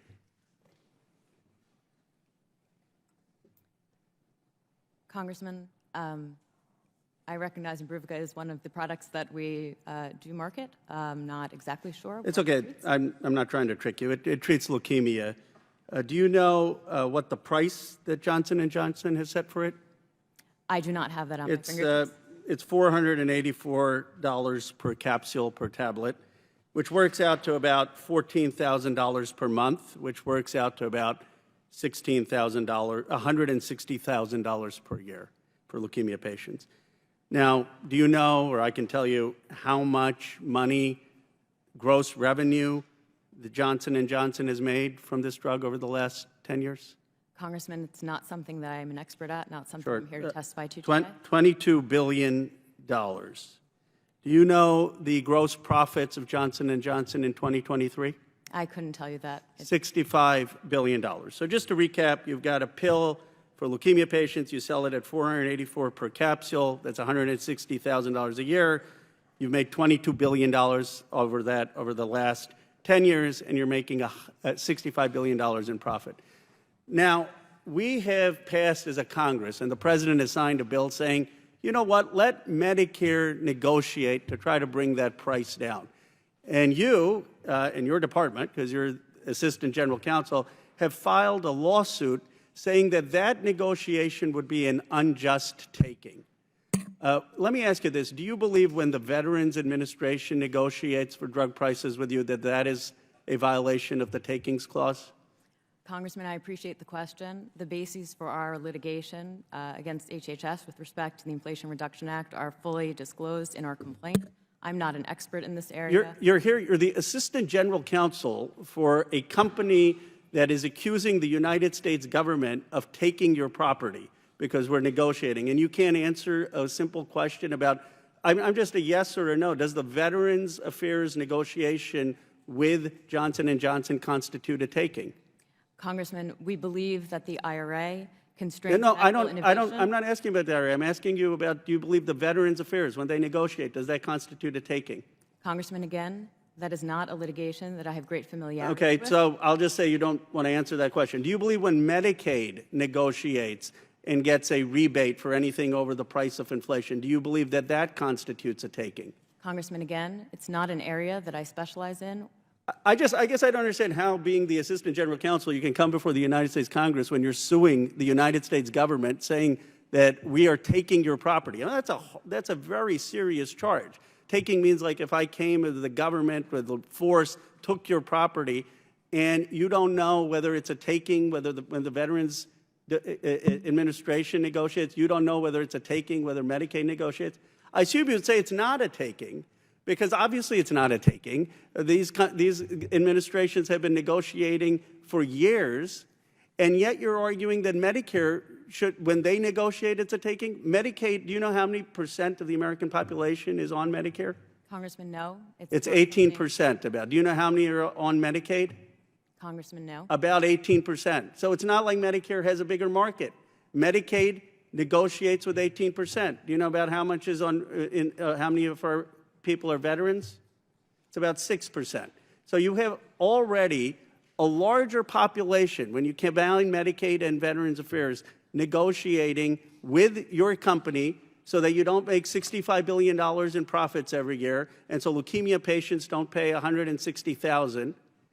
You have filed a lawsuit. I think it is shameful what you and the pharmaceutical companies have done in suing the United States government to protect those profits, and you are totally unprepared to answer a single question about what the takings clause is and a justification for that lawsuit. I mean, I really believe hopefully someone in the company and these other pharmaceutical companies can provide the American people with an explanation why you consider Medicare negotiating those drugs to lower those profits, those obscene profits, a taking when you don't consider that for the Veterans Affairs Administration or Medicaid. Mr. Chairman, I hope someone will answer my questions on that, and I yield back my time. Chair now recognizes Mr. Armstrong from North Dakota for 5 minutes. Thank you, Mr. Chairman. I find the subject of this hearing fascinating. As an old street lawyer, I don't always ask for influence and advice from law school professors, but this is a pretty interesting conversation. And I probably have a little different take than a lot of my friends on my side of the aisle in that, one, I think we should be very careful about distinguishing between marginal cases and bad faith cases. I think we should be very careful about dealing with excessive judgments versus unreasonable judgments. And I think we talk a lot about capping judgments and tort reform and plaintiffs' fees, but we never actually talk about the other side of the aisle and the cozy relationship between insurance companies and insurance defense firms. And I've been a part of cases that should have settled for policy limits on the second day they were litigated, and to be quite frankly, my client should have never had to hire a lawyer. But instead, we go through the litigation process solely for the purpose of billable hours and on the other side. So I think we have to have a global conversation about what this looks like. But a fundamental bedrock of our judicial system is that a client has a right to engage with a lawyer in a manner of his or her choosing. Now, we do put some restrictions on that. We don't allow for contingency fees in family law cases in North Dakota. I was in the middle of a fight about our state bar association trying to take away flat fee or transactional billing for criminal lawyers. As somebody who did that work, I adamantly opposed that, in that if a client hires you at the beginning of the case, you settle on an agreement, the case goes where it goes. They don't not go to trial because they can't afford not to go to trial. And there's a lot of different ways in which you function in those things. But the second part of that bedrock is that a client has autonomy over the course of their litigation. And I don't care if it's an environmental justice firm dealing in a sue and settle pipeline case, or if it is an investment banking firm trying to weigh in on a settlement because the return doesn't exist in the same manner, or a mom who's paying the bill for an 18-year-old kid who's got a driving under the influence and is an aviation major student in Grand Forks, North Dakota. That client hires me, his mother pays the bill. That client and I have the relationship. So my question when we're doing all of this and in this theoretical place is, what is the role of Congress and what is the role of the attorney who is taking that case? Because functionally, to me, it eventually comes down to that. Anybody who's licensed to practice law in any jurisdiction in this country has to take an ethics exam. And you can be a criminal defense lawyer. Prosecutors have a little different version. We should talk about that sometime too. But a civil plaintiff's lawyer, civil defense lawyer, and you're representing a client. Who's paying your bills is irrelevant. And if it's not irrelevant, you shouldn't be representing your client. I mean, it's that simple. And when we get ourselves involved in this in a congressional manner, I'm worried we do more harm than good. And I'm just interested in, and I'm going to just go down the road because I did something very dangerous when you do congressional hearings. I disregarded all of my staff's questioning, and I sat here and I thought about this, and I'm interested in why aren't we just focusing on the fundamental nature of this problem, which is a lawyer who is licensed to practice law and takes a client has a duty to represent that client. They don't have a duty to represent an NGO. They don't have a duty to represent an investment firm. They don't have the duty to represent the mother of that client. They have a duty to represent that client.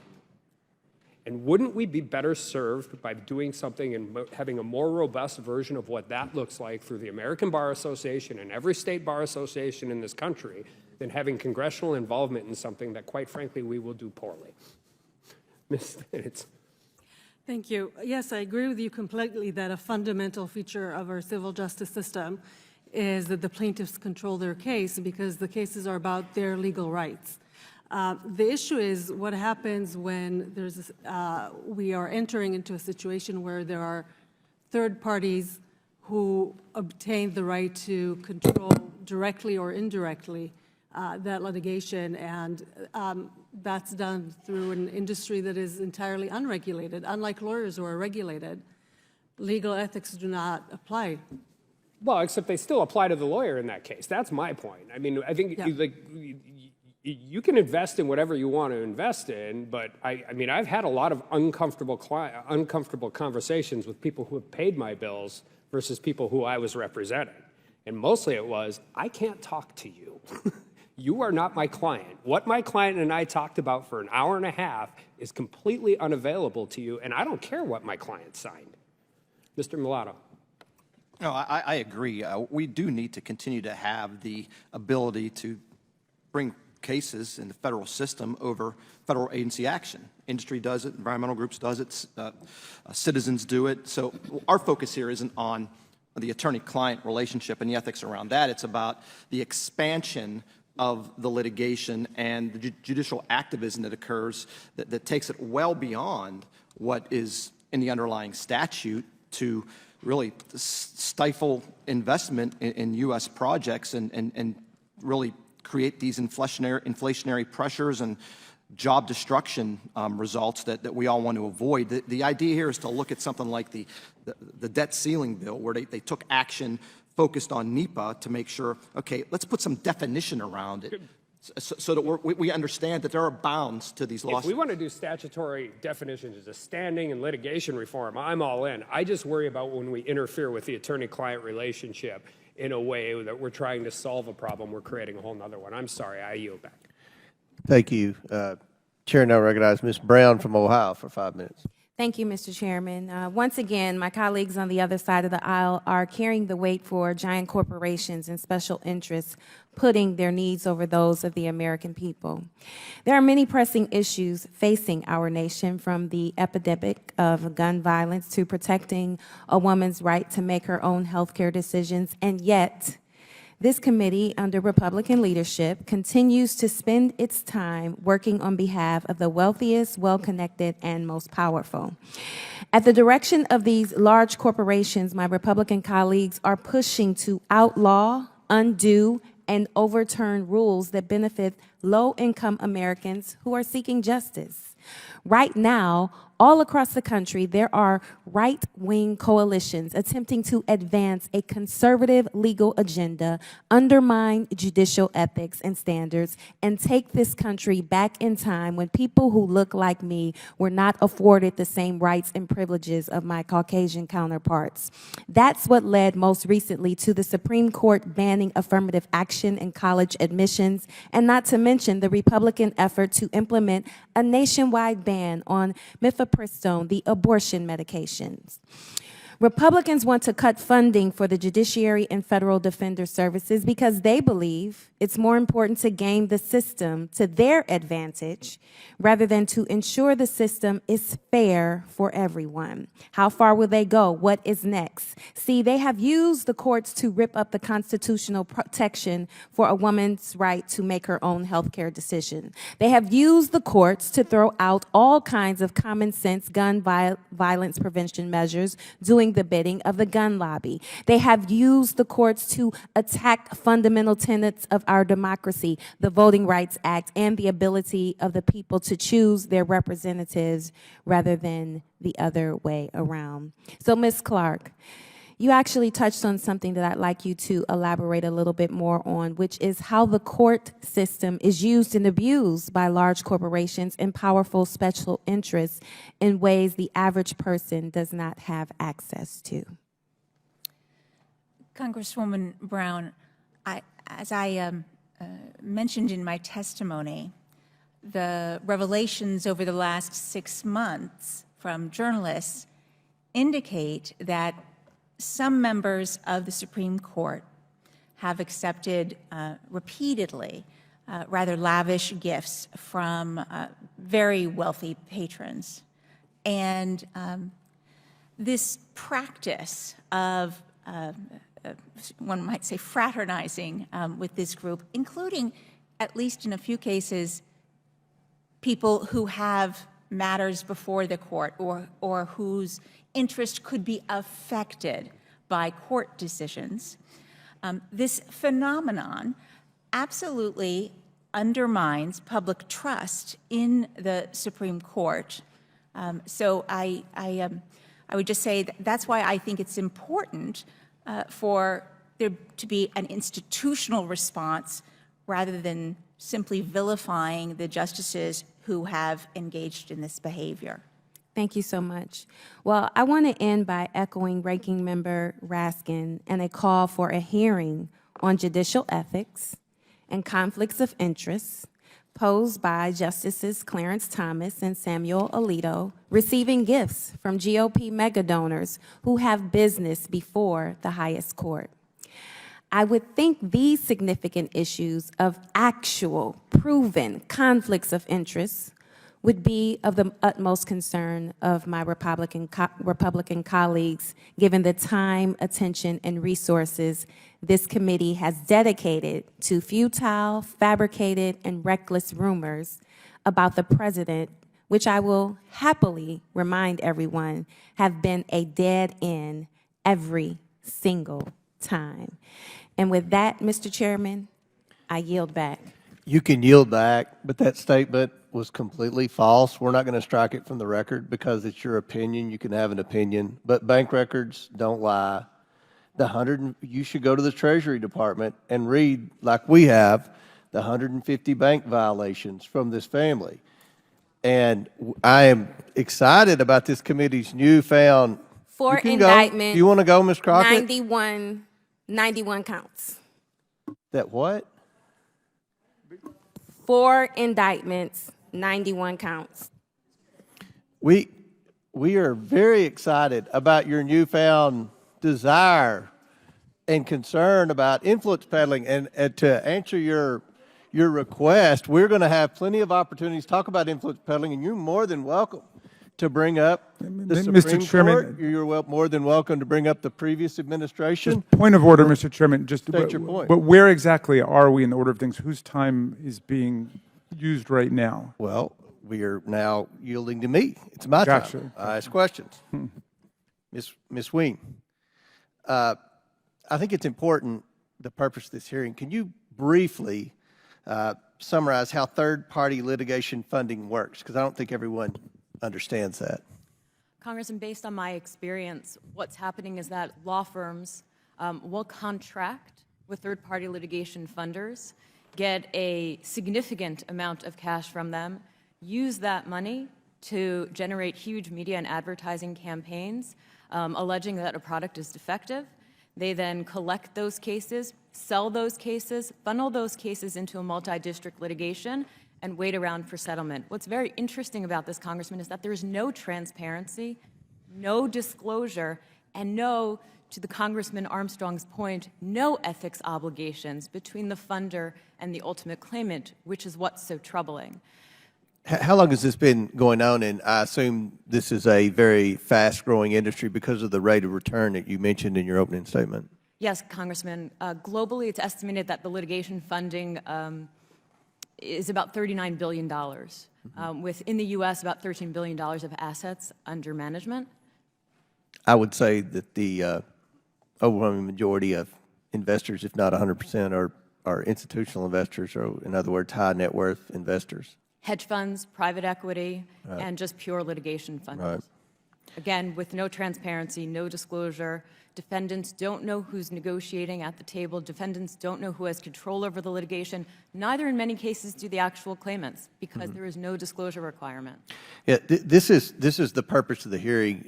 We're certainly learning about this industry. This is something that has an impact on consumers. It has an impact on the entire judicial system. As we know, we're bogged down and behind in these cases.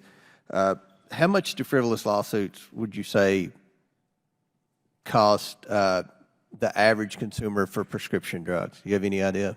Congressman, that's a very hard number to give you. I don't have that at my fingertips. But what I can tell you is that over the last 10 years, with the introduction of third-party litigation funding into the pharmaceutical and medical device mass tort litigation sphere, we've seen an exponential increase in the number of claims. And also, as I mentioned in my opening statement, about 20 to 30 to 50% of those claims are entirely meritless and don't belong there. And I would assume that a big company like yours, if you have to pay out a lawsuit or a frivolous claim, that you just pass that on to consumers, because one of the biggest issues in America right now, and the polling shows that, is inflation. And the cost of health care is certainly a big part of inflation. And we're going to have a hearing next week on the pharmacy benefit managers, an area where I think the majority of this committee actually agrees on, which is great that we actually agree on an issue. So I think this is something that we need to continue to study and evaluate, and try to determine through probing what this costs and the impact on the overall judicial system. Ms. Lucas, we're concerned also about energy policy in America, and there's a push by this administration, and quite frankly, there's a lot of consumers that want to have electric vehicles, for example. To be able to be successful in converting to electric vehicles, we're going to have rare earth minerals. Your state has an abundance of reserves, but it's my understanding that because of lawsuits, it's become very difficult to get permits and to mine. Can you briefly kind of give us a summary of what's going on in your state? Yes, so we are primarily copper, nickel, platinum, palladium, gold, cobalt. Which are very important for batteries. Which are very important for batteries. Our one project was permitted, or I'll say our front-running project was permitted in 2018 and 2019, and they are still tied up in litigation. So where are we getting those rare earth minerals for the batteries that Ford and Toyota are in the process of building massive plants, one in my home state? We're very happy to have that investment, but where are they getting the rare earth minerals? Not from my state. They get them from China, from Africa, from Africa. Right. And that's a problem. And as we move forward and talk about energy policy and the push for electric vehicles, I'm fine if the market wants that. I'm a free market guy. But I'm concerned about the capacity of our grid. I'm concerned about our reliance on China, because China has been purchasing many of these rare earth mineral mines in Africa, and it's a concern. So this is something that we need to communicate further about to see what we can do to assist in helping utilize our own resources, our own rare earth mineral mining, and all of the capacity and potential we have in the United States. Chair, my time's expired. Chair now recognizes Ms. Stansberry from New Mexico for 5 minutes. Thank you, Mr. Chairman. And I'm grateful that the Oversight is having a hearing today on judicial activism and dark money influences, especially when we're seeing one of the most corrupt dark money influence courts ever in American history. Of course, I'm disappointed to see that the chair and the GOP majority, as usual, has been propping up these dark money actors and calling industry witnesses to testify at this hearing today. It is, as the ranking member said, truly a moral and, I believe, constitutional crisis in our legal system, as we're seeing a Supreme Court and justices who are taking lavish vacations and kickbacks from wealthy donors, hearing cases that are funded directly and indirectly by right-wing donors and organizations, and in the process, systematically gutting the American judicial system and undermining our fundamental rights. Rights like the right to control our own bodies, to be safe in our communities, and rights to live free and healthy lives in our communities. So as they say, let's follow the money. First, let's start with abortion and reproductive rights. As we know, last year, the Supreme Court handed down the Dobbs decision, which upended 50 years of settled law protecting our right to control our own bodies. And who funded this litigation? Organizations like the Alliance Defending Freedom, bankrolled by organizations like Leonard Leo and Harlan Crow. Yes, that Harlan Crow, who we know has been whining and dining Supreme Court justices for years. Second, let's talk about the right of our tribal nations to be sovereign and to protect their communities. Last year, the Supreme Court handed down the Castro Huerta decision, gutting federal recognition of tribal sovereignty in criminal jurisdiction and overturning over 100 years of settled law, and agreed to hear a case involving the Indian Child Welfare Act and the right of tribal communities to control who can adopt children from their own communities. Who funded these efforts against the Child Welfare Act? It was organizations like the Goldwater Institute, funded by the Koch brothers and the Mercer family, which, as you all know, has direct ties to organizations and folks like Betsy DeVos, who tried to gut our education system in the Trump administration, and the Pacific Legal Foundation that's funded by companies like ExxonMobil. Can you imagine dark money organizations suing to take indigenous children out of their communities? I mean, it doesn't get much darker than that, does it? Really? Finally, let's talk about our right to clean water. You know, that basic right to live. Months ago, the Supreme Court gutted the Clean Water Act when they handed down the Sackett decision. Guess what? This case was funded in part by groups like the Searle Foundation Trust and Donors Capital Fund, which poured money into that case from organizations and donors also tied to Leo, Mercer, and the Koch families, and organizations which have been actively undermining climate action for years. And at the end of the day, it resulted in a decision that the court handed down that essentially said that our rivers and streams and wetlands shouldn't be protected, including over 90% in the state of New Mexico, which I represent, going even further than Donald Trump went in gutting the Clean Water Act. So if the majority wants to talk about dark money and activist courts, I am so here for it. And let's talk about the ways that it's actually undermining our fundamental rights, our Constitution, and our judicial system right now in this country. Because I have to say that I have never in my lifetime seen a more activist court and a court that is more influenced by dark money than what we're seeing in this country right now. And I believe that it is one of the most significant threats to our democracy. So let's talk about it. That's what we should be talking about today. Not a bunch of industry folks sitting in front of us talking about frivolous lawsuits. And that is why we need to be reforming the courts, enforcing judicial ethics, and removing judges who violate their oath. Because literally, our democracy and our rights as a country depend on it. And I yield back.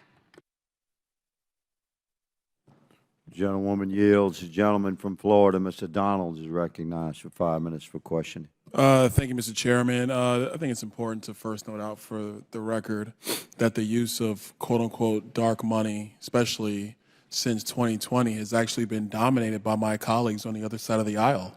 The New York Times has reported on this. The Hill has reported on this, that most dark money, whether you want to talk about the court or politics or whatever the case might be, actually comes from the political left and the Democrat Party. And it's not been written about in the pages of the New York Post. That comes actually from publications that typically lean left in the United States. Real quick, Mr. Chairman, I want to actually kind of change speeds a little bit in some of what we've been discussing and do talk about some potentials that may exist affecting our judicial system. This is really for all the witnesses. Are you aware of any specific examples or instances of the Chinese government paying American law firms to sue for certain causes that would actually embolden the CCP's policy here in the United States? Anybody? Congressman, thank you for the question. I am not. However, the reason for that primarily is because we don't have access to third-party litigation funding agreements. We don't know, in many cases, who's funding these litigations, and that's why transparency, disclosure, regulation around this industry is so very important. Okay. Thank you for that. Quick question on follow-up on that one is, do you guys believe that third-party litigation has the potential to discourage and hamper American innovation?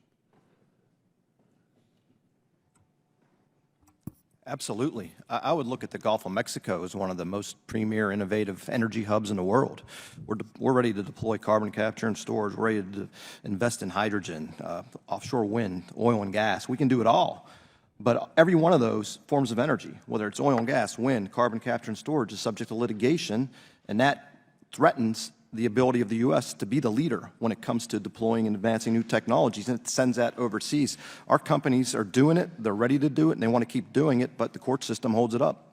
All right, let's build off that a little bit, because one of the main topics when you're talking about some of the renewable energy sources is also deals into critical minerals, and rare earth minerals are a part of that. We know that China basically controls the green tech supply chain. No matter how we want to talk about it here in the United States, those are the facts. Do you believe that China is a vital linchpin in the solar and wind supply chain in the United States?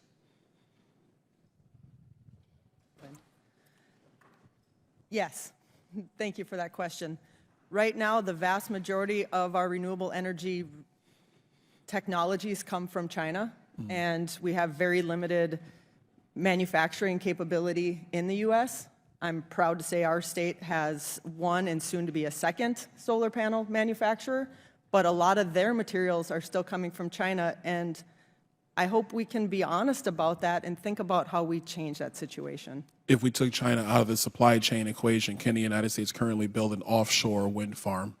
Mr. Miloto. We're moving in a direction of being able to do more and more of that in the U.S. We're building manufacturing plants. Well, hold on, real quick. Because one of the things in Congress we hear a lot is, and it's not just here in hearings, we hear it in meetings all the time, we're positioning ourselves, we're on our way to do that. Today, if China was removed from the supply chain equation, could we today build an offshore wind farm? I don't know, to be honest. I would actually probably say that if you don't know, then the answer is there's no way it's going to happen. In your personal opinion, do you think prices of the electricity generated from offshore wind would go up or down if the United States had the capability of domestically mining important minerals and the ability to manufacture critical components?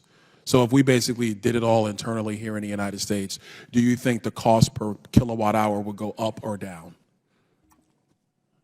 The movement of the sector continues to drive costs down because of efficiency and cost effectiveness over time, and the scale is driving toward greater and greater efficiency. So doing it in the U.S. should not slow that down.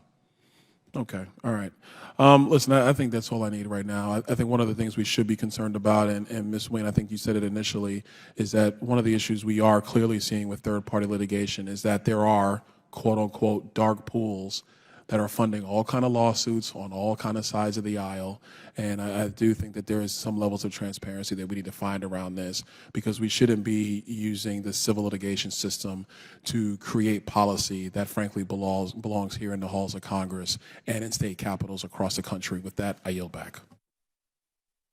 The gentleman yields. The gentleman from Florida, Mr. Frost, is recognized for 5 minutes for question.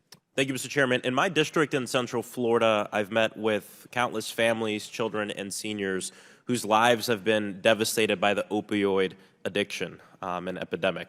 In 2019, a driver in a community that's in my district called Bithlo pulled into a stranger's driveway, abandoned the car, and in the car left 2 overdosed women in the back. When they found the car and they found the women, they were barely breathing. I'll say recently, thanks to the tireless work of folks like Project Opioid, Transformation Village, leaders like Tim McKinney, and other local organizations in Central Florida, things are trending in a better direction, but it's still dire. And Republicans are showing us today exactly what they actually care about. Today, they've had the chance to hold big corporations accountable for the damage they've done to our communities, but instead of looking into that, have invited big corporations here to air their grievances about how everyday Americans are bullying them.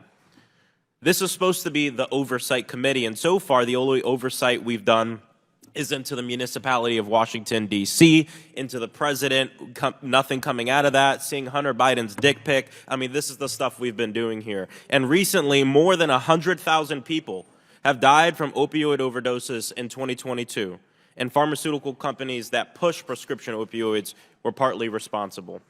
In the lawsuits that followed, Johnson & Johnson was forced to pay $5 billion in a settlement. Following that very public settlement, for some reason, Johnson & Johnson decided it would be a good idea to send their Assistant General Counsel to Congress to complain about these and other lawsuits that Johnson & Johnson have been a part of. Johnson & Johnson have a market cap of over $400 billion. The 2021 lawsuits and the countless Americans who were impacted by the opioid epidemic only set Johnson & Johnson back a cool $5 billion.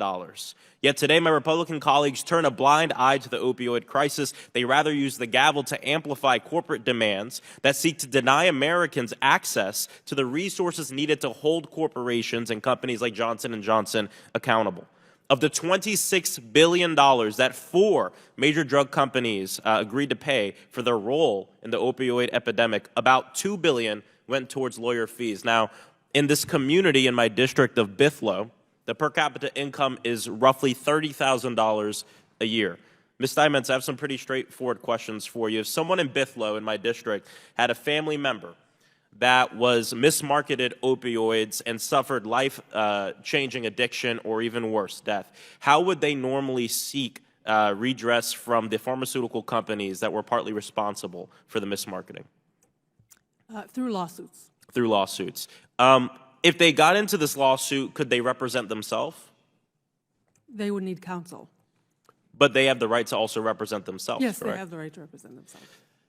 Against an army of pharmaceutical lawyers, how would that go if someone was representing themselves, if they didn't have the means necessary to accrue tens of thousands, hundreds of thousands of dollars in lawyers' fees? Per se litigants who represent themselves are rarely successful. Rarely successful. Many of these lawsuits are complicated and last for years, right? I mean, you know, how do you think one of my constituents in Bithlo making $30 grand a year would be able to afford tens of thousands, $100,000 in lawyers' fees? Do you think that might be possible for them or no? I do think that plaintiffs should be able to access financing, whether it's through the contingency fee or through third-party funding litigation. I do have a concern that sometimes these people are the ones who are preyed on the most. And Ms. Diamond's last question, in civil cases, if someone who needs to file a lawsuit can't afford an attorney, is there a constitutional right that one be provided to them? In civil cases, In no. civil cases, no, there's not. By holding this hearing, Republicans on this committee have shown that they care more about putting profits over people, that they care more about perpetuating a myth that people in communities around the country who have been exposed to toxic chemicals, sold contaminated baby powder, and flooded with opioids in their communities are demanding too much by demanding justice. These folks are not the villains. The American people are not the villains. They are people in our communities fighting back against wealthy corporations, and they're the real heroes. And to Johnson & Johnson, I want to say loud and clear, you paid $5 billion for your role in the opioid epidemic and acknowledged no wrongdoing. Number one, there was wrongdoing. Number two, it should have been a hell of a lot easier to take Johnson & Johnson to task, and I think they should have had to pay a lot more money. Shame on Republicans for holding this hearing to vilify the people who are helping poor and working class Americans level the playing field and stand up for themselves. Thank you, Mr. Chairman. I yield back. The gentleman yields. The gentlewoman from Michigan, Ms. McClain, is recognized for 5 minutes for questioning. Thank you, Mr. Chairman. And I first just want to share my excitement that my colleagues on the other side of the aisle are so concerned about ethics. I'm extremely excited to hear about that.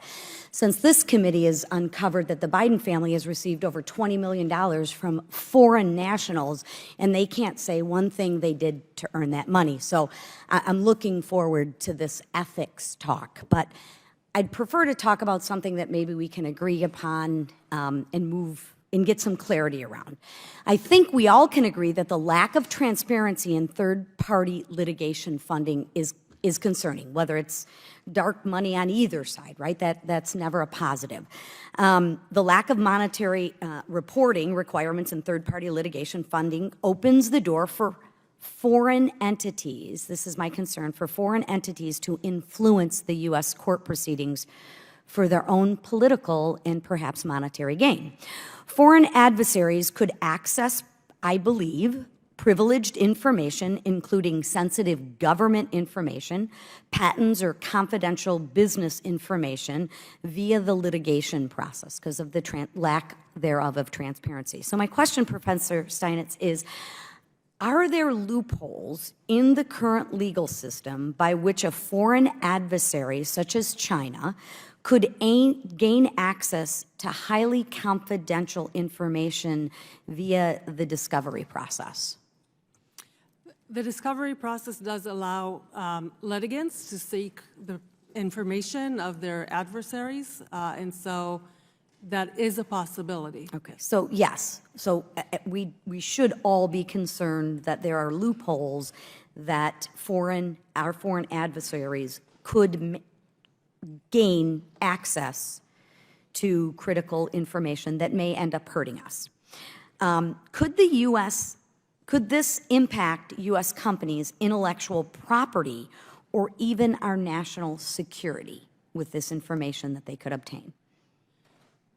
It could happen in any individual case. I don't know that we have a systemic problem with that, and there are no reported cases of that sort, but it is a scenario that could come to pass. Okay.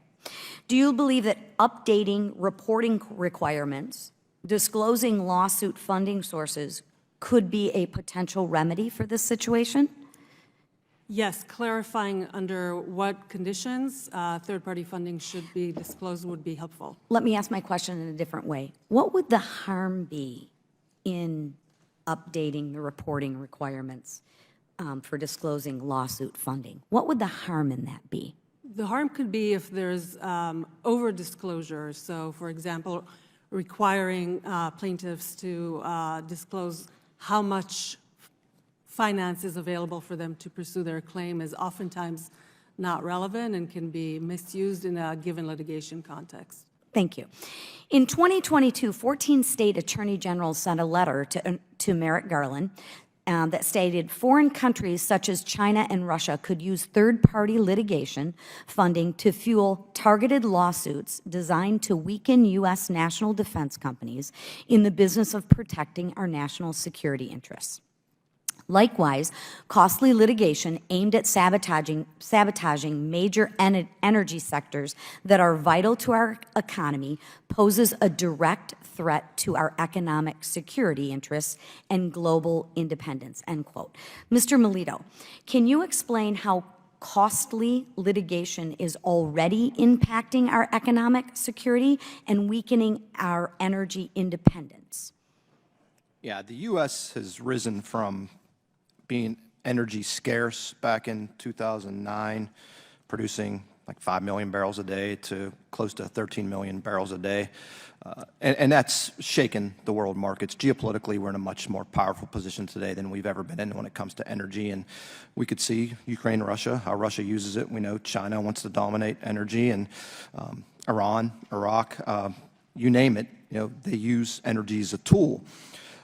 So when we see efforts through the court system to constrain U.S. energy production, we're providing, a shift in those benefits and a shift in that geopolitical control to our enemies. And it hurts us from a national security standpoint because energy security is national security, and these are long-term needs that we have, and when we fail to replenish our oil and gas potential through leasing and other activities, we're really hurting us for near-term, mid-term, and long-term. I believe the lack of transparency in third-party litigation isn't only a threat to our legal system, but clearly a potential threat to our national security. And I'm out of time, so I yield back. Thank you. The gentlewoman yields. The gentleman from California, Mr. Garcia, is recognized for 5 minutes for question. Thank you very much, Mr. Chairman. I want to thank all of our witnesses for being here today. And it's apparent that we're here today because our Republican colleagues are worried that it's too easy for the American people to bring legitimate claims against big corporations that poison and pollute our communities. And as they put it in their press release when they announced this hearing today, they're concerned that, quote, financiers are hijacking America's courtrooms. Now, I think my colleagues, of course, might be projecting.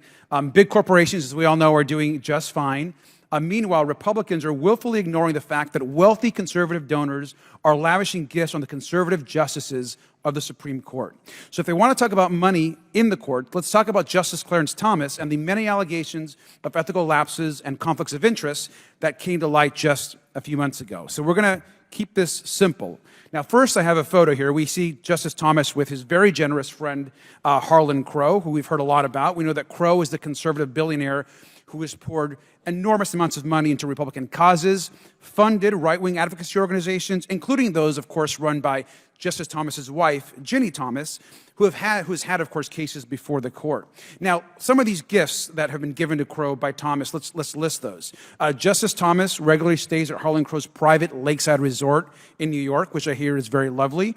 In 2017, Justice Thomas stayed at the resort with fellow guests from Verizon, the American Enterprise Institute, and PricewaterhouseCoopers, to name a few. In 2019, Justice Thomas flew on Harlan Crow's private jets and enjoyed 9 days of island hopping in Indonesia on Crow's 160-foot yacht, which I've never seen a yacht that large. I'm sure it's very lovely. It came with servants and private chefs. If Justice Thomas had actually chartered that yacht himself, it would have cost him $500,000. Now, Justice Thomas also accepted a $19,000 Bible that from Harlan Crow, of course, that once belonged to Frederick Douglass. And apparently, so this must be the same Bible that the justice is using to take away rights from women and gay people. Now, Harlan Crow's foundation also made a over $100,000 donation to Yale Law School for the Justice Thomas Portrait Fund. Now, Harlan Crow purchased Justice Thomas' family home and a property where Thomas's mother has lived rent-free. And Thomas Crow also paid the boarding school tuition of Thomas's grandnephew, Harlan Crow, valued at over $100,000. So the list, of course, goes on and on and on. And if this isn't corruption, I don't know what is. Now, Professor Clark, I want to thank you for your testimony today. How was Justice Thomas able to accept these lavish gifts? And how is it possible that a sitting Supreme Court justice can take so much without scrutiny? Congressman Garcia, Supreme Court Justice Thomas has engaged in this practice of receiving these lavish gifts, as you outlined. And even more disturbing, in my view, is the fact that he failed to disclose those gifts, or many of them. And he has gotten away with failing to disclose until these gifts and other inaccuracies were discovered by journalists or other non-government organizations. So there is a lack. And we're to assume that Justice Thomas was trying to keep these things hidden from the public. I mean, he did not disclose his gifts. Was that your assessment? Yes, it is true that he did not disclose these gifts. And so what he chose not to disclose was traveling on lavish large yachts, was being treated to the best food, was traveling in Indonesia, was getting $20,000 Bibles, was gifts to his favorite charities, and he chose to not disclose any of this information to the public. Is that correct? Congressman Garcia, I believe that the Bible may have been included on one of his Good for him. That's good for him. I think that everything else you mentioned, he did not disclose until called to account. Absolutely. And of course, we know the issue, of course, is not just the gifts themselves, but it's actually the disclosure process. We also, another issue is that some of these gifts have had connections to cases that have been in front of the justice himself. And so these are with other business histories tied to Mr. Crow. Now, Republicans claim to be concerned with outside money influencing the legal system, but only when it hurts their corporate backers. When right-wing billionaires create conflicts of interest for the highest court in our country, they are completely silent. So I look forward to the many hearings that we have on Clarence Thomas and the justices and their illegal gifts that they're receiving and not disclosing. Now, this is what happens when we combine big money donors with weak judicial ethics rules. We must do more to bolster the integrity of the Supreme Court. I want to thank Ms. Clark for your work in these efforts. Like all of us on our side of the aisle, we want to put the American people before corporations and put the Constitution above conflicts of interest. Thank you, and I yield back. The gentleman yields. I recognize myself for 5 minutes for questioning. Mr. Melito, I'm going to be questioning you, but first, Ms. Swan, may I suggest to you, Madam, I would likely not be welcome on one of your boards, but let me just say I think that this should be solid advice regarding veterans and our elders. Just give them the drugs that they need. Talking about maybe 75 million Americans. Most of them don't use a lot of medicine, and most of that medicine is not super expensive. Just going to go on record saying this is common opinion of a regular American across the country. Big Pharma has challenges with reputation, hearings like this, and unending lawsuits, billions of dollars. A billion is 1,000 million. You know, Americans can't get their heads wrapped around that. And meanwhile, you got veterans, you got our elders struggling to get drugs. Just give them what they need. You'll find it to be a win. Mr. Melito, you familiar with the Rice's whale situation? Yes, sir, I am. I'm going to be questioning you on that. America suffers from a toxic legal climate for industry and insured businesses. This is well known, and litigation is a particular specialty of the modern era's weaponization of the executive branch against American citizens. When you have federal departments and agencies like the EPA, DOL, and NOAA working with activist organizations and recruiting and in many cases training plaintiffs, and those plaintiffs file lawsuits, then they sit back and wait for their settlements. It's quite a racket going after the transportation industry, our airports, our maritime ports, and oil and gas industry, agriculture industry, community banks and credit unions, trucking, rail. It's a growing racket, and it's disturbing. So today's hearing is entitled Unsuitable Litigation, Oversight of Third-Party Litigation Funding. And we're going to dive into something called the Rice's Whales regulation through litigation, as you referred to it, Mr. Melito.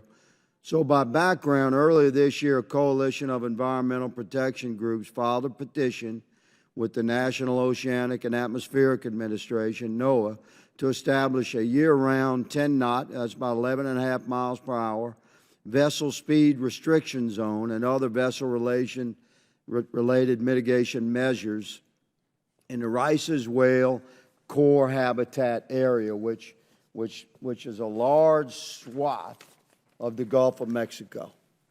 So for Americans watching, you're talking about whales that were essentially determined to use that area as their habitat just a few years ago by NOAA.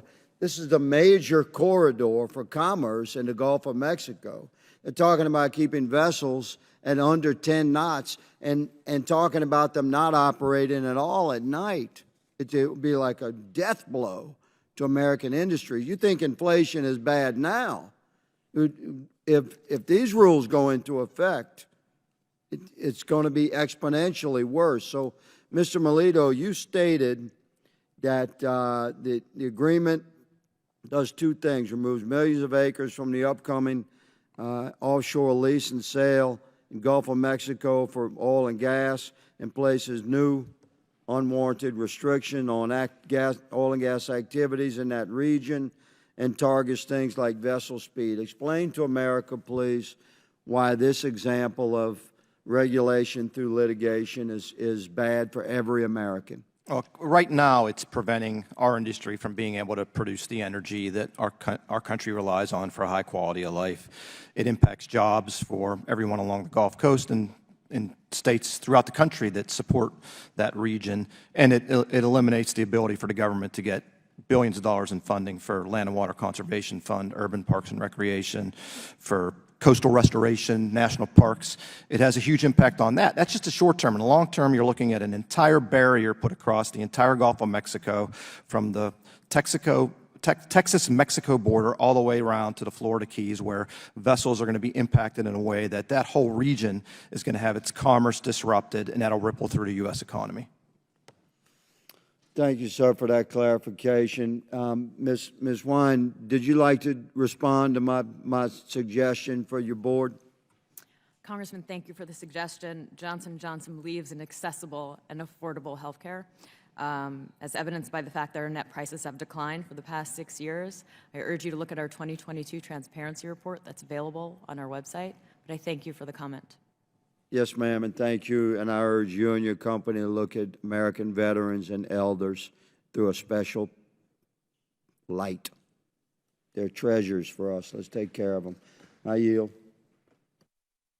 I yield, and I move to Ms. Lee from Pennsylvania is recognized for 5 minutes. Thank you, Mr. Chairman.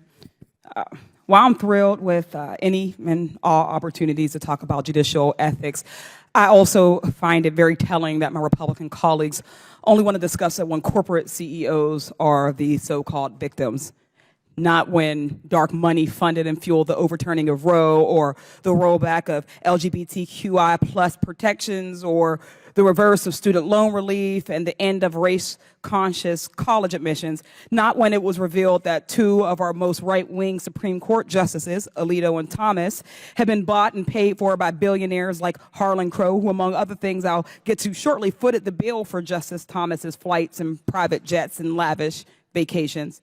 And not when these same dark money mega donors pushed radical, often unqualified judges onto the federal bench, further eroding the legitimacy of our court system. We all know that wealthy right-wing donors have increasingly formed covert operations using money and relationships with powerful people in Washington to support strategic litigation for Republican culture war causes, such as ending the acknowledgement of systemic racism in college admissions. One of these operations is Donors Trust, funded by a largely anonymous group of Republican mega donors, though it has been linked to major right-wing funders such as the Koch brothers and Leonard Leo. Professor Clark, why do you think dark money organizations such as Donors Trust want to hide where their money is coming from, and do you think that's ethical? Congresswoman Lee, I believe that the record is rife with examples of wealthy trusts and institutions and foundations attempting to exercise influence and also attempting to hide their exercise of influence, because to the degree to which the public knows about it, there can be a backlash against it. So throwing a stone and hiding her hand. There's, I believe, a long record of that. Thank you. According to their 2019 IRS filing, Students for Fair Admissions, the organization behind the end of affirmative action, received 65% of their funding from just 3 mega donors, including Donors Trust. Professor Clark, what are the ethical concerns of dark money groups, and do you think the affirmative action and student debt cases, for instance, ruled on this summer would have made it as far or been as successful without these donors? Congresswoman Lee, I believe that dark money and hidden financial influences on our political system and on our judicial system can sort of undermine the ability of people at large to exercise their rights, participate. And so while this is not a matter of legal ethics as such, I think that scrutiny of how hidden large expenditures influence our political system and judicial system is important. Thank you. In the last decade, billionaire hedge fund manager Paul Singer has contributed over $80 million to Republican political groups. Specifically, Singer gifted millions to the Manhattan Institute, a conservative think tank where he has served as chairman since 2008. The Institute regularly files friend of the court or amicus briefs with the Supreme Court, at least 15 this term, including one asking the court to block student loan relief. Singer also gifted a luxury fishing trip to Alaska on a private jet to Supreme Court Justice Alito, who went on to decide the case blocking student loan relief for 40 million Americans, including me. So to sum all this up, back in 2009, as the Supreme Court prepared to decide Citizens United, one Nazi-obsessed vacation funding billionaire named Harlan Crow began funding Federalist Society leader Leonard Leo's scheme with Justice Thomas's wife to exploit the anticipated outcome of her husband's rulings. Their goal was to build a right-wing money machine allowing billionaires to fund changes to the judiciary and overturn years of judicial rulings they disagreed with, from abortion to environmental protections to LGBTQIA plus rights. One of these Leo and Koch-backed dark money operations, Donors Trust, then became the deep pockets funding the end of affirmative action decided by the court in July. And another billionaire hedge fund tycoon who flew another Supreme Court justice, Alito, to another luxury vacation via another private jet as he gave to another conservative think tank working to block Biden's student loan forgiveness plan, got his way to the cases before the Supreme Court that same day in July, blocking debt relief for 40 million Americans. To conclude, I want to say, like so many black Americans, the 1-2 punch of student loan forgiveness and affirmative action designed to cement this country's already existing racial wealth gap left me feeling deflated, and they punched down on so much talent, so much brilliance by shutting black students out. It leaves us feeling like we're running out of options, like we're powerless against those with endless money and power to rig our legal systems to benefit themselves. And yet, my Republican colleagues seem far more concerned with protecting Johnson & Johnson's ability to shield themselves against liability from their carcinogenic talcum powder that caused black and brown women to develop ovarian cancer than protecting the American people against the capture of our courts by dark money networks and the business of selling out our freedoms in exchange for control of our The gentlelady's time is up. Thank Rover. you, but Thank someone you. went 23 You seconds sound over great. last time. I know, you Miss sound Mace, great. But You the sound last great. chair went 23 45 seconds over. seconds You over just used time. 15 You're of those fantastic. seconds for We're me. over. We're done I here. just We're want to moving make sure on. that we're fair. Okay, I would like to recognize my fellow congressman from South Carolina, Representative Timmons. Thank you, Madam Chair. Professor Steinitz, litigation funders are waging litigation campaigns even when there is, at least occasionally, no basis for liability. How are they able to make money if there's no factual basis for the lawsuit? And can you give us some examples of this?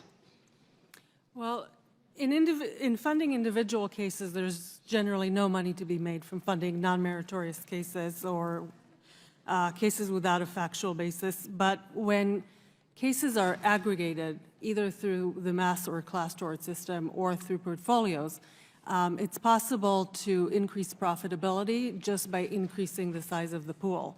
And it can be hard to figure out for defendants how many of these cases are meritorious and which are not, and so that increases the leverage. And that increases the potential liability and therefore increases the incentive to settle for some amount, regardless of the facts of the case. It increases leverage against defendants, yes. So the English law system has loser pays. A number of states have either adopted in part or in whole loser pays systems.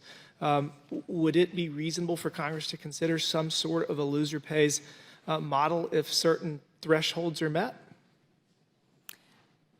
I think that loser pay would be an overkill, quite frankly. I'm not saying across the board, but if you, so you would just be opposed to any kind of a loser pays model at the federal level entirely? I would have to think more closely about whether there's a way to tailor it to mass actions where there's there's been a finding. Okay. That funding has. Does anybody else want to comment on loser pays as it relates to this, or? Congressman, I think one thing that we have to keep in mind is in mass torts, we're not talking about class actions, right? Where one decision affects the thousands of potentially similarly situated individuals. In mass tort litigations in the United States today, we're talking about tens, if not hundreds of thousands of claims amassed by lawyer advertising backed by litigation funding, the majority of which are meritless, even if you accept the premise that there is a probable claim. Okay, thank you for that. Could you give an estimate on the legal costs Johnson & Johnson typically incurs when defending against a mass tort claim, Ms. Wine? Congressman, it is a difficult question to answer, particularly because each claim is different in size and mass. However, we do publicly disclose that. I mean, we publicly disclose our litigation expenses in our public filings. The one thing that's very interesting about disclosure is that in a litigation, defendants are required to disclose their insurance coverage under Rule 26. Plaintiff lawyers aren't required to disclose their third-party litigation funding. So equity, parity in that space is what we're talking about here. We're talking about transparency. We're talking about disclosure. We're talking about regulating the ethical and fiduciary obligation between the funder and ultimately the claimant. What other avenues would you suggest Congress go down to curb the incentive structure for filing these claims? Congressman, I think there are a couple of areas to explore. The disclosure, transparency, ethical obligations, and third-party litigation funding is one. A second I would recommend is some regulation around attorney advertising. There is data that shows that the attorney advertising that occurs particularly with respect to medicines and medical devices harms patients, gets between the patient and doctor relationship, and actually can cause immediate harm to patients when they see these advertisements and get scared. There was a New York Times article in 2018 that I'd refer you to that talked about how plaintiff lawyers were contacting patients and encouraging them to get revision surgeries of their medical devices regardless of whether they needed them or not to create that mass. Another example I'd point you to is in an anticoagulant litigation where reports were submitted to FDA and the drug sponsor demonstrating that patients went off their anticoagulant medication because they saw lawyer ads on television. They went off that medication, and the immediate result of going off an anticoagulant is stroke or, unfortunately, death. So my understanding is the attorney fee structure on these cases are fairly aggressive. Is attorney's fees structures an area that you would consider? Because, I mean, that is ultimately why they're pursuing these efforts, because they can make enormous amounts of money if successful. Congressman, it is something that I think needs to be explored. If you think about the way mass torts are structured, ultimately what happens is a few cases are tried, but the thousands and thousands of cases that aren't tried but are parked in that litigation. I don't want to get in trouble. Time's up. Thank you. I yield back. Thank you, Mr. Timmons. All right, I'd like to recognize Congresswoman Crockett next for 5 minutes. Thank you so much. I think my colleagues have made it clear that we have a corrupt Supreme Court, so I'm going to spare you on that part. I do want to make sure that people understand how confused I've been in this hearing. Number one, it sounds like my colleagues from across the aisle are somehow believing in climate change now, so I'm excited to hear this because I thought it was a farce and a hoax, but we talking about renewables and we care, so that's really good that we got that going. Interestingly enough, I had the privilege, or maybe not so much, when I started my legal career, my first job was to actually defend a large pharmaceutical company. I hated practicing law. I decided I needed to do something else, and so most people only know me for doing civil rights or criminal defense or the things that really matter to individual people versus doing the bidding of large corporations. And so I want to walk through this just a little bit and lawyer out a little bit, because I'm going to tell you from the onset, one of my issues with this whole concept is, number one, we have a little thing called attorney-client privilege, and in my opinion, we are starting to get dangerously close to piercing that privilege, that relationship between the attorney and their client when you start saying, well, how are you funding this and things like that? Because let's say I'm using my own money, fine. Let's say I'm using a third party. Why is it that the opposition has the right to know what my strategy is, or why it is, or who's helping me to do what? That's number one. Number two, if we are complaining about frivolous lawsuits, we have a thing called sanctions. For the lawyers here, has anyone heard of sanctions? Please raise your hand. Okay, thank you. Have we heard of a thing called a 12B6 motion? This is for anyone that practices on the federal level, but it is a motion to dismiss that most defendants, unless you want to have a problem with your bar card, most defendants file a 12B6 motion to dismiss for failure to state a claim very early on if there is a problem with litigation. Is that true or not? Can I get a raised hand? Okay, all right, Ms. Clark agrees with me. So part of my issue is that we have certain mechanisms in place already. And the only thing that we've talked about, or seemingly one of the things that's been an overarching theme today, has been about the client advertisement, talking about the commercials. But the cost of actually prosecuting a case is more than a commercial. In fact, a commercial is not necessarily required from my experience. I've only been out of practice for a little less than a year now. But has anyone ever been involved in a lawsuit, say Ms. Wine, where maybe an expert report was required? Congresswoman, in most of the cases, Especially mass tort.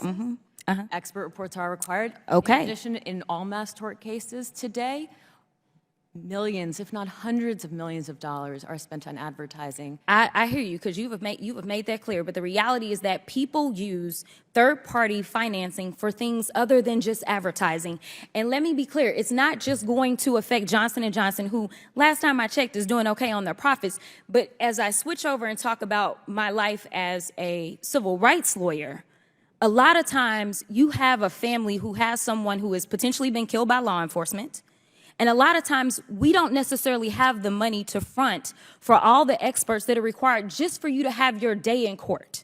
And so this has been couched as something frivolous, but if we want to be honest about it, it's my understanding that there was an $18.8 million verdict that was just handed down by a jury to a man in California against your corporation as it relates to talcum powder. That was just in July, I believe, of this year.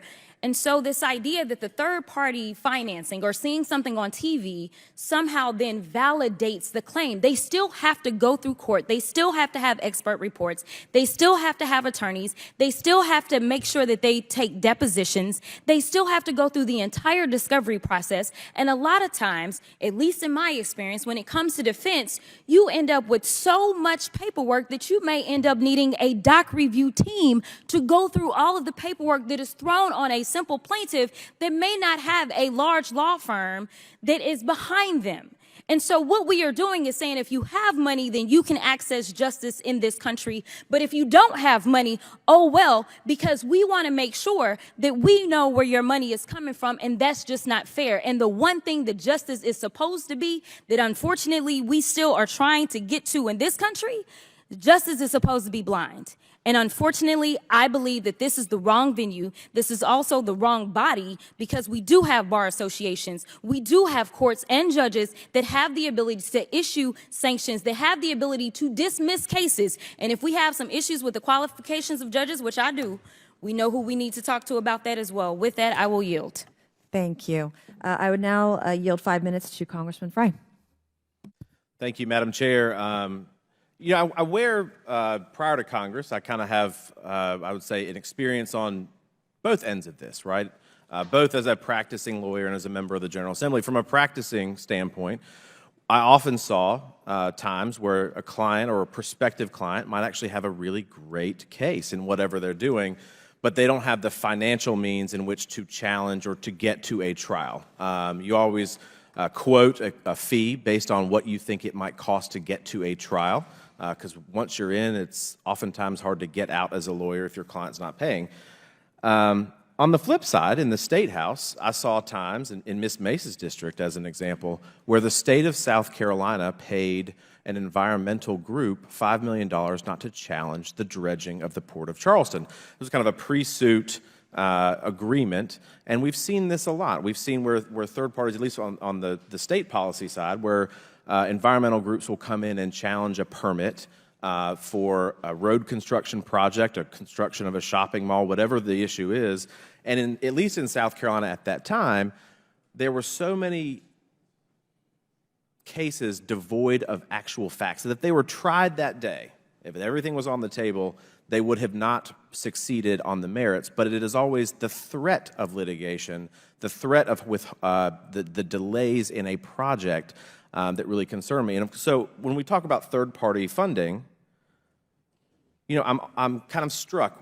Where do we find that balance where we get rid of the BS that's out there and get to the merits of a case, but also preserving, you know, quite frankly, a David versus Goliath type of mentality where you might have a great case and it needs to be litigated in the courts and you probably will prevail on the merits, but the financial costs, I mean, sometimes trials or courts turn into a war of attrition. Who has the most resources in which to succeed on the case? And so, to me, Ms. Steinitz, your testimony, you state that litigation funding is a utility and it can be used or abused depending on the context.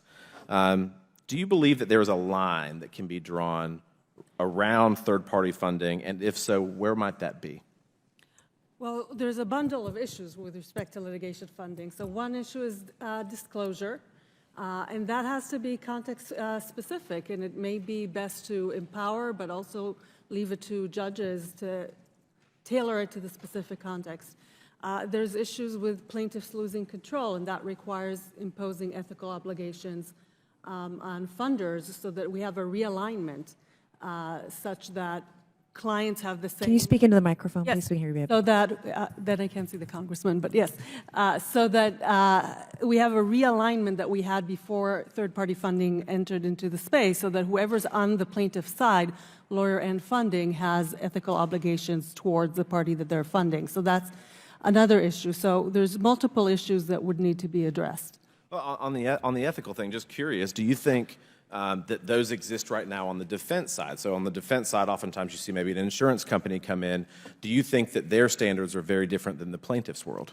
Yes, their standards are very different. The insurance company industry is heavily regulated, including through ethics and in certain circumstances fiduciary duties, and there's nothing equivalent to that on the plaintiff side. You have proposed for both legislators and courts that there needs to be kind of a flexible, discretionary balancing test. Can you expand on that and what you mean by that? Yes, with respect to disclosure, because disclosure can be a valuable tool to sort of understanding whether there's problems in terms of who's providing the funding or under what terms in some instances, but in other instances, disclosure can be used just for tactical reasons in order to make it more difficult for plaintiffs to pursue their case and figure out how much funding they have to just spend that money down.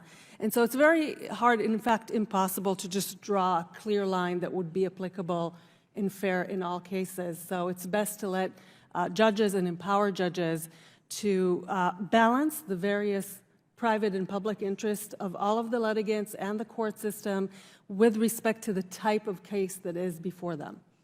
Thank you. Ms. Wine, is it Wine or Ween? It's Ween, Congress. Ween, thank you. I want to ask you a question. Can you elaborate on the types of control that third parties often exert over the direction of a case?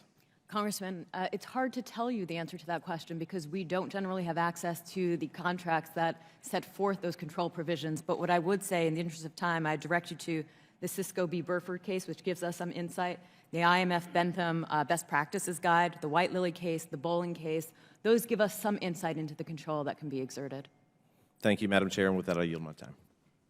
Thank you. I'd now like to yield 5 minutes to my friend across the aisle, Mr. Moskowitz. Thank you, Madam Chair. Appreciate it. It's a pleasure to be here at this lovely filler hearing. It's not gone, I don't think, exactly as my colleagues thought it would go. You know, sometimes when I sit here, I often think to myself, who's in the room when these things get planned out? And, like, let's decide who we're going to call. I don't know, let me find some sympathetic people to bring to this hearing today. Let me find a giant bankrupt corporation. Let me find an oil guy to talk about the Gulf of Mexico 12 times and how our national parks are getting better because of the Gulf of Mexico. Not really during the BP oil spill, but we won't go into that. I mean, we talk about judicial activism. I mean, I often think to myself, like, what was it not judicial activism when we had a judge meet with U.S. senators and say privately that Roe v. Wade was precedent on precedent, and then go in front of the Senate under oath and say the same thing, and then in their very first time, right, take back a law that had been there for 50 years? That's not judicial activism. And by the way, it would be an anomaly, except it didn't happen once, it happened twice. 2 judges appointed by Donald Trump that went and met with senators and said Roe v. Wade was precedent on precedent, and then went in front of the Senate under oath and said the same thing, and then get on the court. And in their very first couple of years, what do? They get rid of a law that had been there for 50 years. And so listen, I'm more than happy to listen to the cries of judicial activism. But we can no longer sit here and just pick when we like it and when we don't because it fits the politics of our time or the narrative that we're interested in. We sit here and we hear about, transparency. We want judicial transparency. I mean, it's almost like when this hearing was decided, maybe it was so long ago now that it wasn't in the news. I mean, boy, judicial transparency is really timely. So yes, thank you for bringing that forward about transparency in the legal system. I'm not sure that the American people are wondering about third-party litigation funding, but they're definitely worried about transparency with the highest court in the land where there is no remedy when you have ethical violations other than impeaching a judge in the Senate. And so, listen, we should do a whole hearing on judicial transparency because I think it's timely. I think the American people want to hear about it. It's just fascinating to me as we continue to sit in these hearings in oversight. I mean, we've had 9 months of hearings on a very specific topic. Those have gone so well. We're now we're going to rebrand those hearings and hit the video game reset button, start all over again, right? I mean, it's just interesting. We sit here, we hear our colleagues bring up certain things like, oh, the Biden family took money from a foreign entity, right? And it's just like, well, really? I mean, do they really not know that Jared Kushner took $2 billion from the Saudis? I mean, by the way, they go on Twitter and blame the Saudis for 9/11. But then Jared Kushner, who, by the way, was not a wealth expert before he worked in the White House, nor was he a Middle East expert before he worked there, gets $2 billion from the Saudis, and they don't have any questions. And I just think that the American people recognize that they have no credibility. It's why the stuff they've been selling in this committee for 9 months has not translated, which is why they got to start it all over again. You don't have any credibility when you only want to look at one side of the coin, right? And so, listen, I appreciate the time, Madam Chairwoman, but I just feel like I'm not going to beat up on you guys anymore. I think that it's been quite obvious that the way this hearing has gone. And so I want to thank all the witnesses for coming today. It's probably not what you bargained for, what they told you this would be like, but I appreciate you all for coming, and that I yield back. Thank you. Appreciate that. And I will now recognize myself for 5 minutes. It has been an interesting hearing. It's been a race of how many times can you say the word Donald Trump? It's just Trump this, Trump that, Harlan Crow this, Harlan Crow that, Justice Thomas. And then we just heard the Kushners. If the left wanted to investigate Jared Kushner, they had the White House, the House, and the Senate. They had every ability to do that in the last Congress, and they chose not to. So I have very little patience for that. And, you know, how many times is the left going to talk about dark money? Well, let me tell you, Joe Biden is the definition of dark money. How much money did his family get paid off, and how are his bills paid? And we're not starting over with an impeachment inquiry. An impeachment inquiry actually expands our subpoena power and would allow us to hopefully get more access to more bank records to prove out the SARS reports, which we are not allowed to share. And that is the elephant in the room. Joe Biden got bribed, and it was to the tune of millions and millions of dollars, and the left wants to normalize the bullshit of bribery. Like, I just cannot get over the fact that we're going to normalize this and we're calling Joe Biden's bribery, quote, a specific topic. No, it's bribery. It's money laundering. It's prostitution rings. And I'm not a conspiracy theorist for putting these theories out there. Our investigation, there is evidence, and it's not, you know, hard evidence is what they're saying now. They're moving the goalpost from, oh, we just need evidence now. Oh, you need hard evidence. You don't have it. There are texts. There are emails. There are phone calls. There are lies that Joe Biden has told. Every single time the president has been asked about these bribery allegations, the guy has lied to the American people. He's lied to the mainstream media, and the mainstream media and the left just want to sweep this under the rug and pretend it's not happened. And it has. And this committee will continue its investigation. We'll have the impeachment inquiry, and we will ultimately get to the bottom of it, because the American people deserve the truth and nothing but the truth. And you shouldn't trust our words of Congress up here. Trust the evidence that has come out. Look at it for yourself. Look at the fact that there were over 50 intel officers that wrote a letter, put it on paper, and lied to the American people to tell you the laptop was fake. The laptop was real. And like, I'm just tired of the bullshit. I know the American people are tired of the bullshit. It is time to tell the American people the truth, no matter your political affiliation or party. It does not matter. And so I wish that we could be nonpartisan in the way that we do this. I wish that we could call out both sides. I'm someone who has called out my party. I have voted to hold my own party in contempt before Congress. I have dealt with the fallout from that, because I'm calling the balls and strikes. And it'd be really great if both sides of the aisle could do the same thing as well. So with that, I will try to get back on topic here and ask a few questions of our witnesses today, and I will try to pull them up. I want to talk about EVs just a little bit. In Charleston, South Carolina, in the Low Country in South Carolina, we rely on fossil fuels for our vehicles. We also rely on electric vehicles. I have both. And my first question I would like to ask Ms. Lucas is that EVs require 6 times more critical minerals than their internal combustion engine counterparts. Due to skyrocketing global demand for these resources, the prices of components necessary to produce an EV battery rose 200% in 2022. So if domestic mining projects are halted due to ongoing litigation, which is happening, how will this impact the prices of vehicles for consumers looking to purchase an EV, in your opinion? Every mile that those minerals have to travel is extra cost.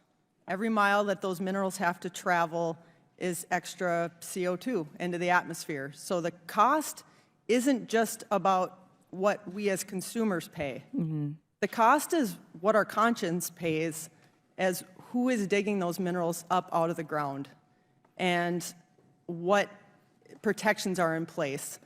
The true cost of our consumerism, it's not as simple as the cost of the vehicle. And then critical minerals are used in infrastructure projects as well, like electrical transmission lines. How could increased mineral prices impact electricity prices for consumers? As we look at transitioning our nation to one powered more by clean energy, the solar panels and the windmills are going to be put in places where the energy is not necessarily being used. So we are going to have to increase transmission lines across our country, and copper is the metal of electrification. It is the one that carries. So we can expect that those costs will increase as we need to bring in more of those minerals into the supply chain. All right, thank you. And one last note of business, I'd like to say thank you to the many groups and organizations that reached out in anticipation of this hearing today with letters outlining their stances on the issue. I'd like to enter into the record letters to the committee from the American Tort Reform Association, American Property Casualty Insurance Association, the Advanced Medical Technology Association, the Institute for Legal Reform, the International Legal Finance Association, National Association of Manufacturers, Jerry Theododro at the R Street Institute, without objection. So ordered. All right, and then okay. I would now like to yield 5 minutes to Ms. Ocasio-Cortez. Thank you, and I thank for the listing of all the special interests involved in addition in this hearing. Now, when I first heard that the Republican side was going to be calling a hearing on third-party influence in our courts, I was so excited because I thought, finally, we are going to address the biggest scandal in American democracy that we are currently having right now, which is the extraordinary corruption and wholesale purchase of members of the Supreme Court. And I also find it amusing that we just heard from the Republican side, why do we want to talk about this? Because women have lost the right to choose, because Indigenous people have lost rights, because minorities have lost rights, because working people across the country have lost rights due to this level of corruption. And if we're going to talk about third parties, let's talk about the Federalist Society, which has not only had deep ties to Justice Clarence Thomas and his wife Ginny, but has also helped choose judicial nominees for the Republican Party and directed multi-million-dollar media campaigns to confirm them, including a multi-million-dollar media campaign for Justice Alito, who seems to like using the Wall Street Journal as his personal press secretary. But I want to dig into a little bit about the influence here. In 2008, Leonard Leo, who's the head of the who has ties to the Federalist Society, also organized a luxury fishing trip to Alaska, inviting a billionaire to join, Paul Singer. And when Paul Singer accepted, Leo asked if he could fly Justice Alito on his private jet to Alaska. So right here is Paul Singer, a multi-billionaire and a head of a hedge fund, works in hedge funds. And here is Supreme Court Justice Samuel Alito, AKA one of the justices turning over student loan cancellation, turning over women's rights to choose over their own body, and more. Now, Professor Clark, are you familiar with 5 U.S. Code 13104? I'm so sorry, 5 U.S.C. 13104. Is that the new codification of the Ethics in Government Act? Yes, it's specifically on, and it requires reporting and disclosure requirements to government officials, yes. Yes. And I want to draw attention to 13104A2A. This section requires disclosure of the identity of the source, a brief description, and a value of all gifts exceeding minimum value. Professor Clark, are you aware how much the minimal value of gifts was in 2008? I would guess it would be about $400. Yeah, a little bit under $335 is the amount of gifts in gifts that Supreme Court justices are allowed to receive, which is actually balling compared to members of Congress. We only are allowed to receive gifts under $50. So the Supreme Court, you can give them free AirPods, you can give them really nice dinners, and they don't have to report any of that. But so we're clear, any gifts above that do need to be disclosed, correct? Correct. Yet, according to ProPublica's reporting, Justice Alito was flown on a private jet on this luxury trip, and if he had chartered a similar jet, it would have cost more than $100,000 each way. $100,000. Now, Professor Clark, with the cost of about $100,000 per flight, would Justice Scalia be required to disclose this trip? I believe you're referring to Justice Alito. Alito, yes. And yes, under the Ethics in Government Act, disclosure would be required. And did he? My understanding is that he did not.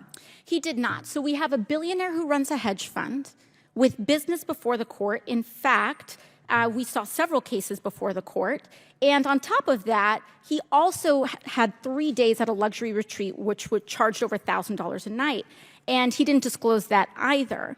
Now, in the years since, we've actually seen the billionaire who generously sponsored this trip, Paul Singer, did business before the court at least 10 times in cases where the legal press and mainstream media often covered his role. So it was publicly known that he had business before the court.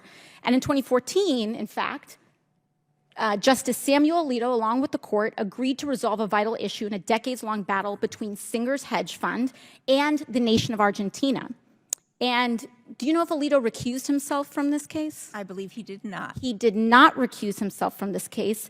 And in fact, he used his seat on the Supreme Court after all of this to rule in Singer's favor.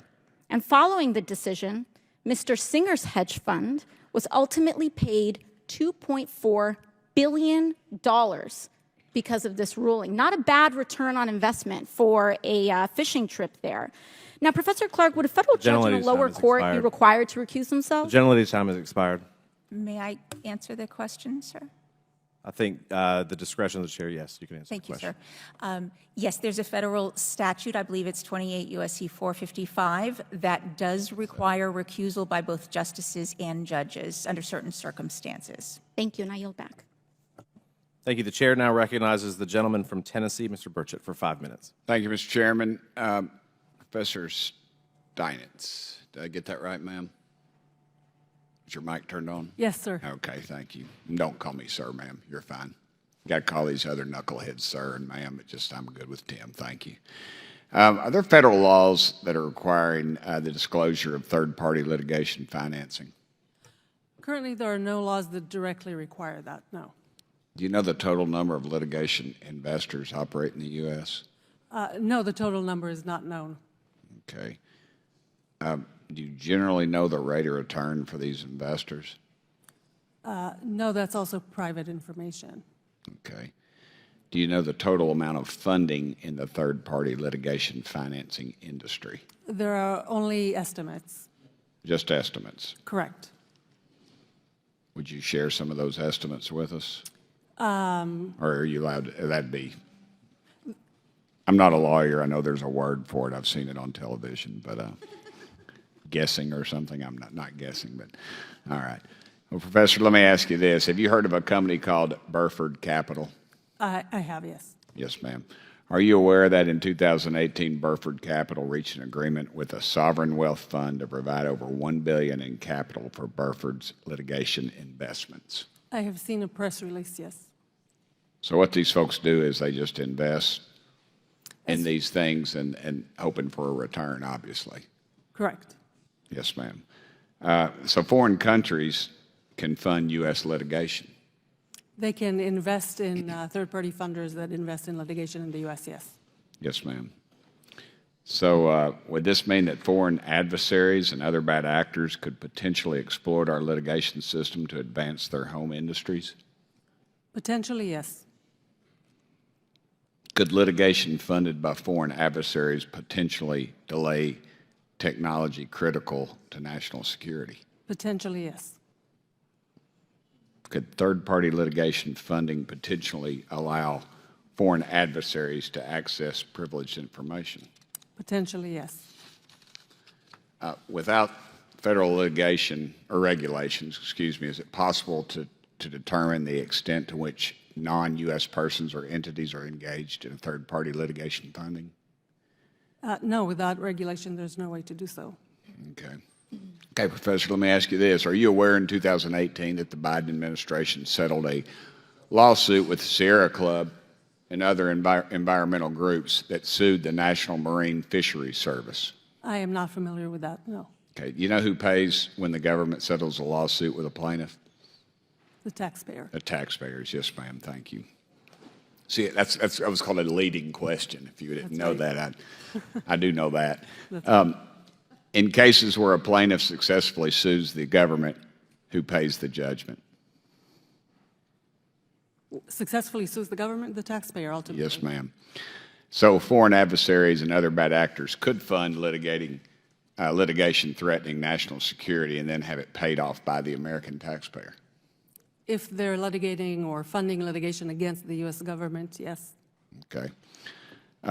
Ms. Lucas, you're an environmental scientist, is that correct? Water resources, sir. Okay. But you would consider yourself a scientist? Yes. All right, good. Do you have concerns that some of the financiers of these lawsuits, especially those that claim to litigate in the name of climate justice, could actually be negatively impacting the environment in the long run? That is one of my concerns, that we will not get up to speed in time to meet our goals of the Paris Agreement. We will not meet our goals for the U.S., and we will not meet our goals internally for our state that has set a 100% clean energy goal by 2040. Okay. We need minerals to build those materials. Right. Ms. Wine, let's get that name right. Ween or Wine? Congressman Ween. Ween, Ms. Ween. What would be the long-term impacts of our economy if this broad network of activists went unchecked and its billions of dollars spent annually weren't disclosed? Congressman, I think we're seeing it now, right? We are seeing the amassing of litigation, of unmeritorious claims, resulting in multi-billion-dollar settlements, money that could be used to further innovation, funds that could be used to further science, funds in our case that could be used to change health for humanity, which is what the thousands of people employed by Johnson & Johnson try to do every day. Okay. Thank you, ma'am. Thank you, panelists. Mr. Chairman. Thank you, sir. The chair now recognizes Ms. Porter from California for 5 minutes. Thank you very much. Ms. Ween, in your testimony, you describe some of the hardships of this kind of litigation onto a company like Johnson & Johnson. Would you say that these kinds of mass tort claims are expensive to defend? Yes, Congresswoman. And to the tune of maybe even tens of millions of dollars, $10 to $20 million a month in expenses? It's hard to say. Each one is different. But millions. Yes, Congresswoman. Has it had an effect on Johnson & Johnson's overarching financial position, its stock price, its bottom line, its ability to invest in life-saving R&D, for example? Congresswoman, every expense has an impact. And so while I can't quantify it for you right now, it does have an impact. Johnson & Johnson, in its public security filings, in 2019 disclosed $1.2 billion in loans and notes payable, normal debt. In 2020, it disclosed $2.6 billion, almost double, more than double. In 2023, that amount had jumped to $11.7 billion. So Johnson & Johnson is taking on more loans over time, more notes, more debt over time. Has any of that been at all driven or related to the expenses, the incredible hardship that you describe of defending against these claims? Congresswoman, while I couldn't specifically answer that question for you, I think it's interesting to note that we disclose our expenses, we disclose our source of revenue. The difference between third-party litigation funding and the defense of these cases is that there are no disclosure requirements there. There's no transparency there. Oh, so Ms. Ween, you disclose, Johnson & Johnson discloses the names and terms and details of its loans? Congresswoman, that's not what I said. I said that we make our public disclosures as required by the SEC rules. Yeah, but all you disclose is the amount of the debt. You don't give any details about the names and terms. I mean, Johnson & Johnson backed LTL in the subsidiary that it created to the tune of a $61 million funding agreement that J&J, when it did the Texas two-step and split it into two companies, one with the assets and one with the liabilities, you entered into a $61 million funding agreement. Did you disclose the terms of that? Congresswoman. LTL was in bankruptcy. Correct. LTL's funding was coming from J&J. Did you disclose the terms of the $61 million funding agreement? Congresswoman, unfortunately, I don't have an answer to that question for you right now. I'm happy to take it back. Haven't J&J lawyers insisted that the sworn deposition testimony about that financing agreement be deemed confidential? Haven't they argued that to Judge Kaplan in New Jersey and the bankruptcy court, that LTL management, your subsidiaries, funding and financing for the purpose of defeating this litigation must be kept confidential, even as you sit here today and try to tell us that the plaintiffs should have to disclose all of the details of their financing. Congresswoman, respectfully, I think that we're talking past each other. I think those are two different things. Why? Funding agreement related to the structure of bankruptcy, as I understand it. We're talking about... But the bankruptcy, excuse me, Ms. Ween, the bankruptcy only exists, and LTL management as a company only exists as a response to the talc litigation. It didn't exist until you tried to defend against the talc lawsuits. J&J was the third-party funder of the LTL company that went into bankruptcy to deal with the talc claims, and you argue, your company argued in court that those should be confidential, and yet you want the other side, the plaintiff side, to have to disclose all of their funding. I think that's hypocritical. I think it is the same. Congresswoman, respectfully, I disagree. I don't think it's the same. Why? Because as I explained previously, one has to do with the filing of bankruptcy and the funding agreement related thereto.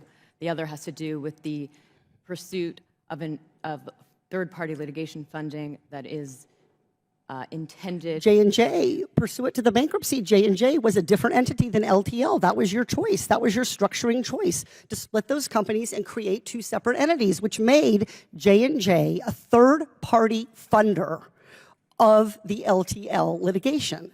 Congresswoman, respectfully, I disagree. It related to the filing of the bankruptcy plan. Okay, I yield back. Gentlelady yields. The chair now recognizes the gentlelady from Colorado, Ms. Boebert, for 5 minutes. Thank you, Mr. Chairman, and thank you to our witnesses who have joined us today. Ms. Clark, in your testimony, you agree that third-party litigation funding does pose ethical risks, such as conflicts of interest, correct? Correct. Fantastic. Then why did you spend most of the time off topic discussing the, quote, ethics crisis, end quote, currently facing the Supreme Court? Congressman Boebert, I believe that relative to the ethics challenges in the third-party litigation funding context, the crisis, the ethics crisis at the Supreme Court is much more grave and significant. Thank you, Ms. Clark. What really it sounds like is an ethical concern to me is the constant wave of frivolous litigation from environmental extremists that deprive communities of employment opportunities, improvements to outdated infrastructure, cheaper products, corporate tax revenue, and economic certainty. So now, Ms. Clark, are you familiar with Earth Rights International? I am not. EIR is representing Boulder County in a lawsuit against ExxonMobil and Suncor Energy to, quote, recover the costs associated with climate change impacts. Now, would you happen to know who might fund Earth Rights International? Not knowing of the group, maybe you don't know exactly who funds this group. Correct. Correct. So EIR is funded by several wealthy anti-oil and gas funds, including George Soros's Open Society Foundations, the Rockefeller Family Fund, the Rockefeller Brothers Fund, and the Tides Foundation. In this lawsuit specifically in Boulder County, the Rockefellers have provided direct funding to the lawyers in this case. Another outside organization supporting the plaintiffs received a $200,000 grant from the Rockefeller Brothers Fund less than 2 months before the lawsuit was filed. Ms. Clark, do you find it at all concerning that these extreme environmental groups are attempting to circumvent this body by legislating via lawsuit?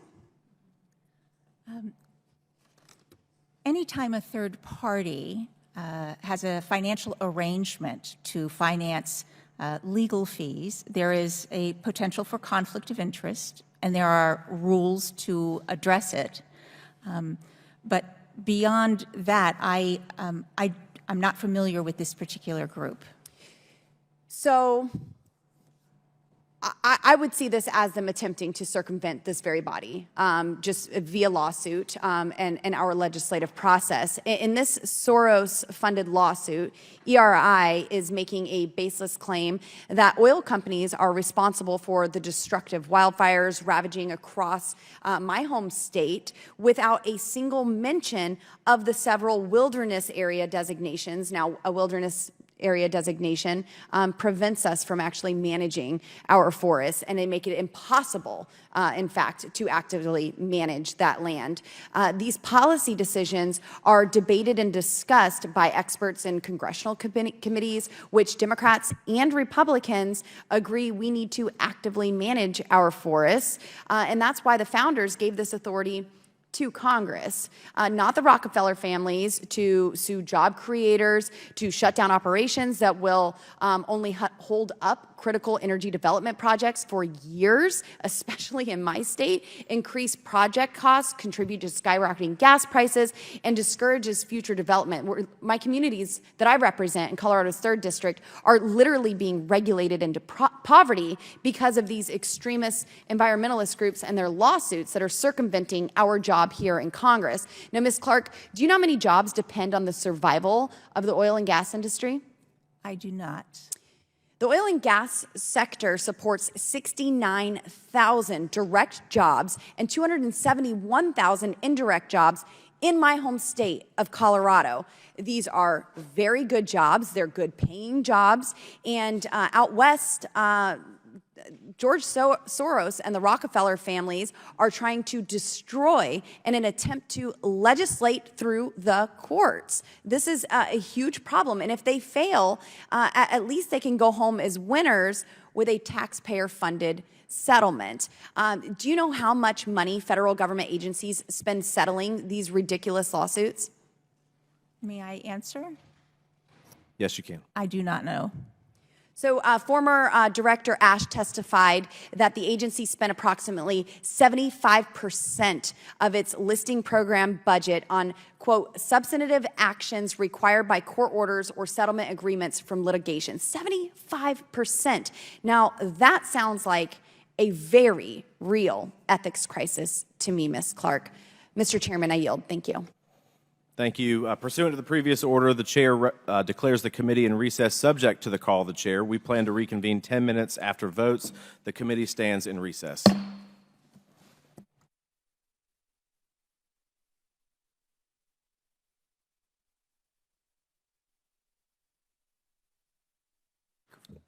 Thank you, Mr. Chairman, and I thank our witnesses for being here. Before I dive into some of the issues that we have been called here to discuss today, I want to respond to my friend and colleague from South Carolina and some of her allegations and statements that she made about this so-called impeachment inquiry.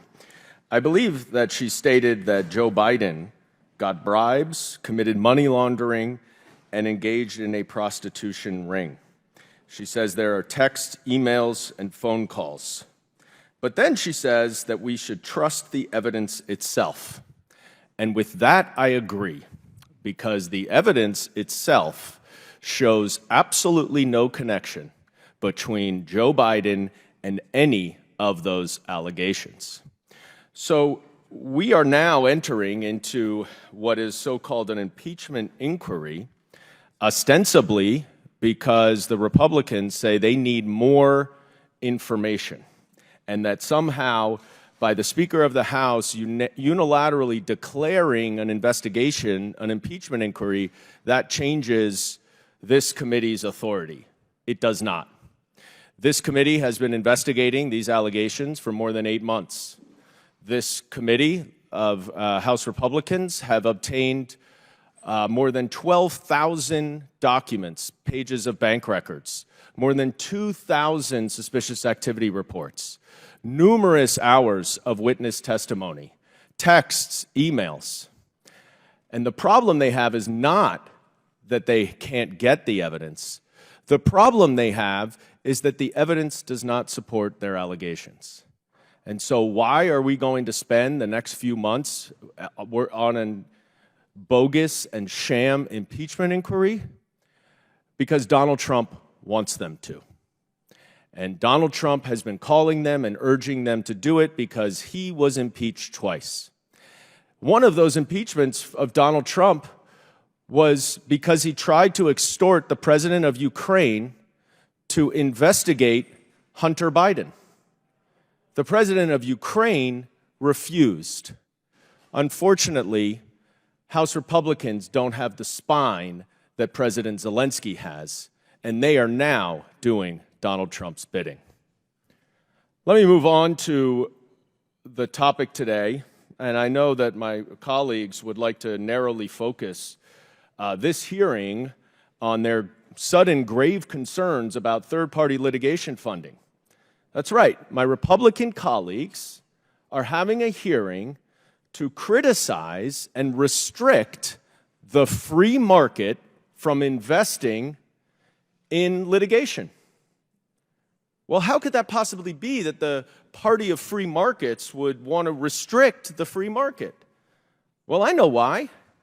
Because big corporations and special interests don't like the fact that independent investors can support litigation that otherwise would not be able to be brought because of the expense. And I also find it ironic that Republicans are criticizing third-party funding in legal proceedings when they themselves have engaged in the same kind of third-party funding.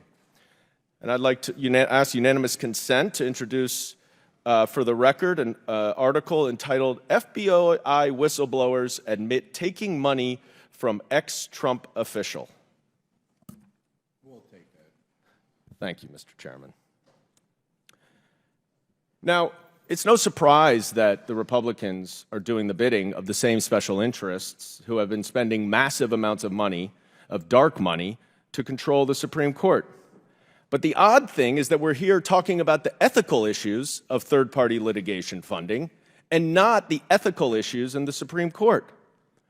In June, I led a letter of 18 former prosecutors and law enforcement officials urging the Chief Justice to abide by his own declaration that he would take care of these ethics concerns, and saying that if he were to do that appropriately and seriously, he would first have to establish an independent investigative body within the court that can provide transparency and accountability, and two, that he would have to establish a dedicated ethics council to provide advice to the justices on their ethical issues. Unfortunately, his response to that letter just simply thanked me for writing it. And that's not good enough. And so my time is up, but I would urge my colleagues on the other side of the aisle who ostensibly are concerned with ethics, that they hold a hearing on the dramatic and absurd ethical lapses of Supreme Court justices and make sure that we implement an ethics code on the Supreme Court, which are the only 9 justices in our entire federal judiciary who do not have to abide by our ethics code. And I yield back.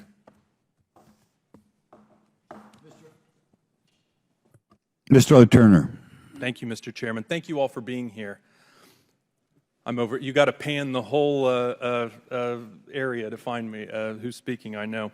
We're gathered today to address a disturbing issue at the intersection of politics, activism, and corporate influence.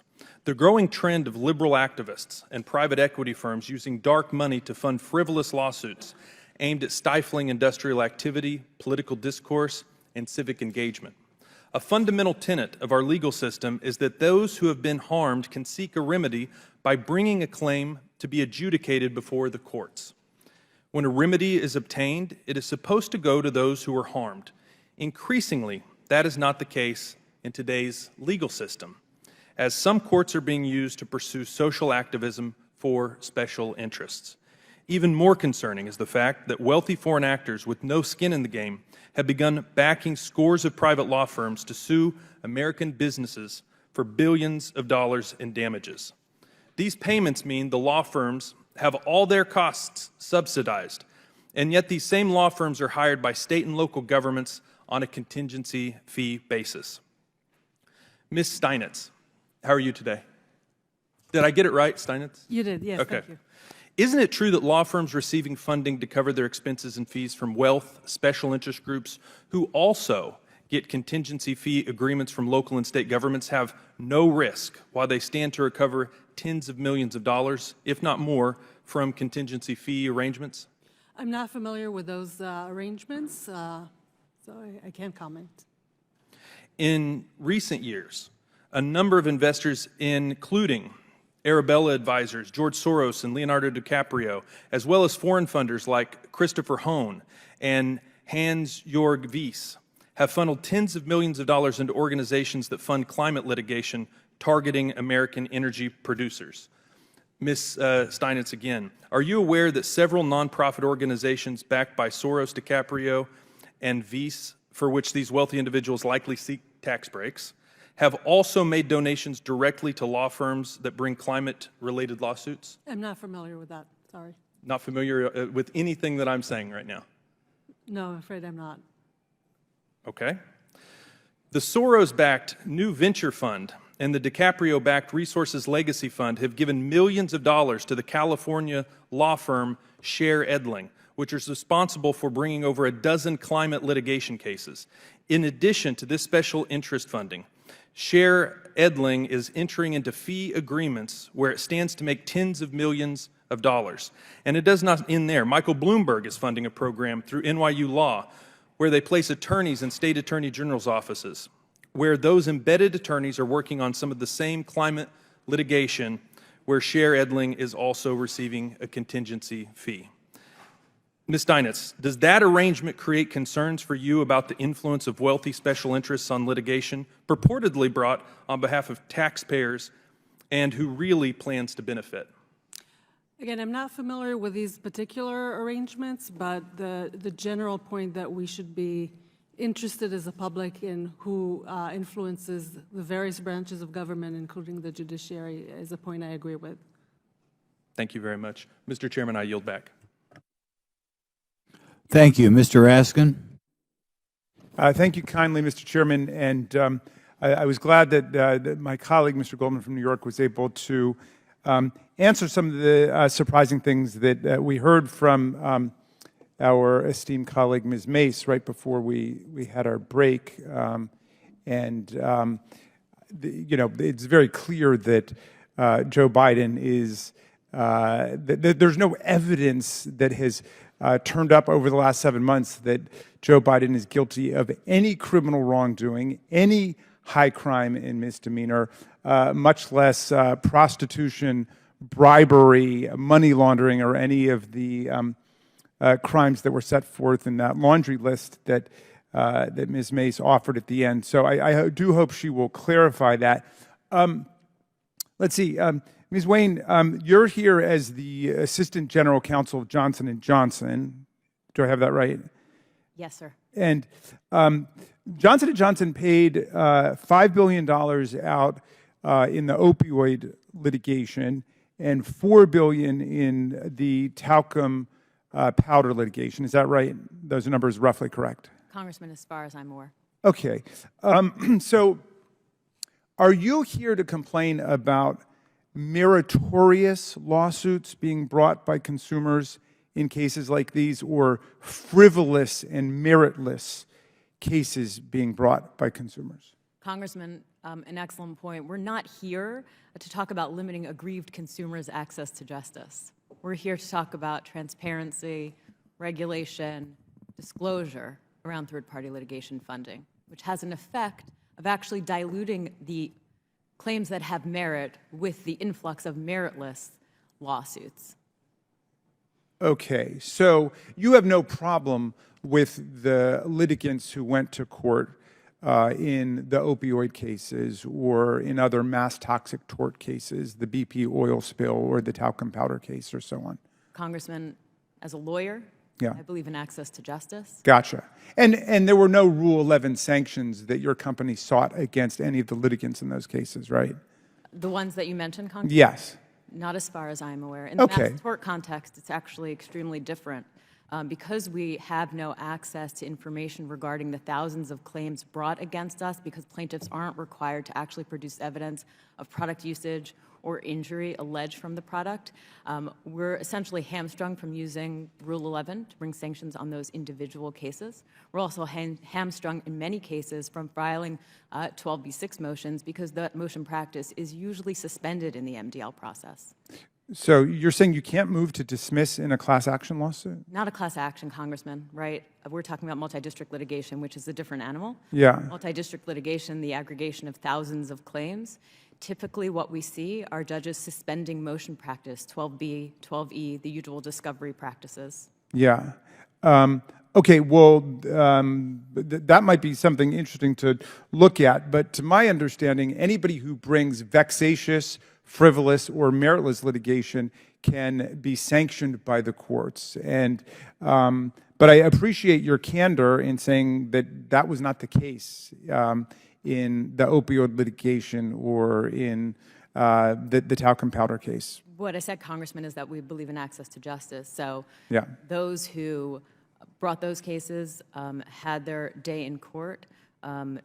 We don't stand in the way of that, of course. Right. And as I mentioned earlier, we don't believe that the talcum powder cases have merit. We believe that that is actually all driven by third-party litigation funding. All right, fair enough. Well, maybe we should stop there because we're just going to disagree about that. And obviously, the settlement speaks for itself. One of our colleagues, actually several of our colleagues raised this issue, but one of them asked whether the Chinese government might have used intellectual property law or lawyers to achieve power over the U.S. government and to undermine American society. And I think I found at least one good answer to this question.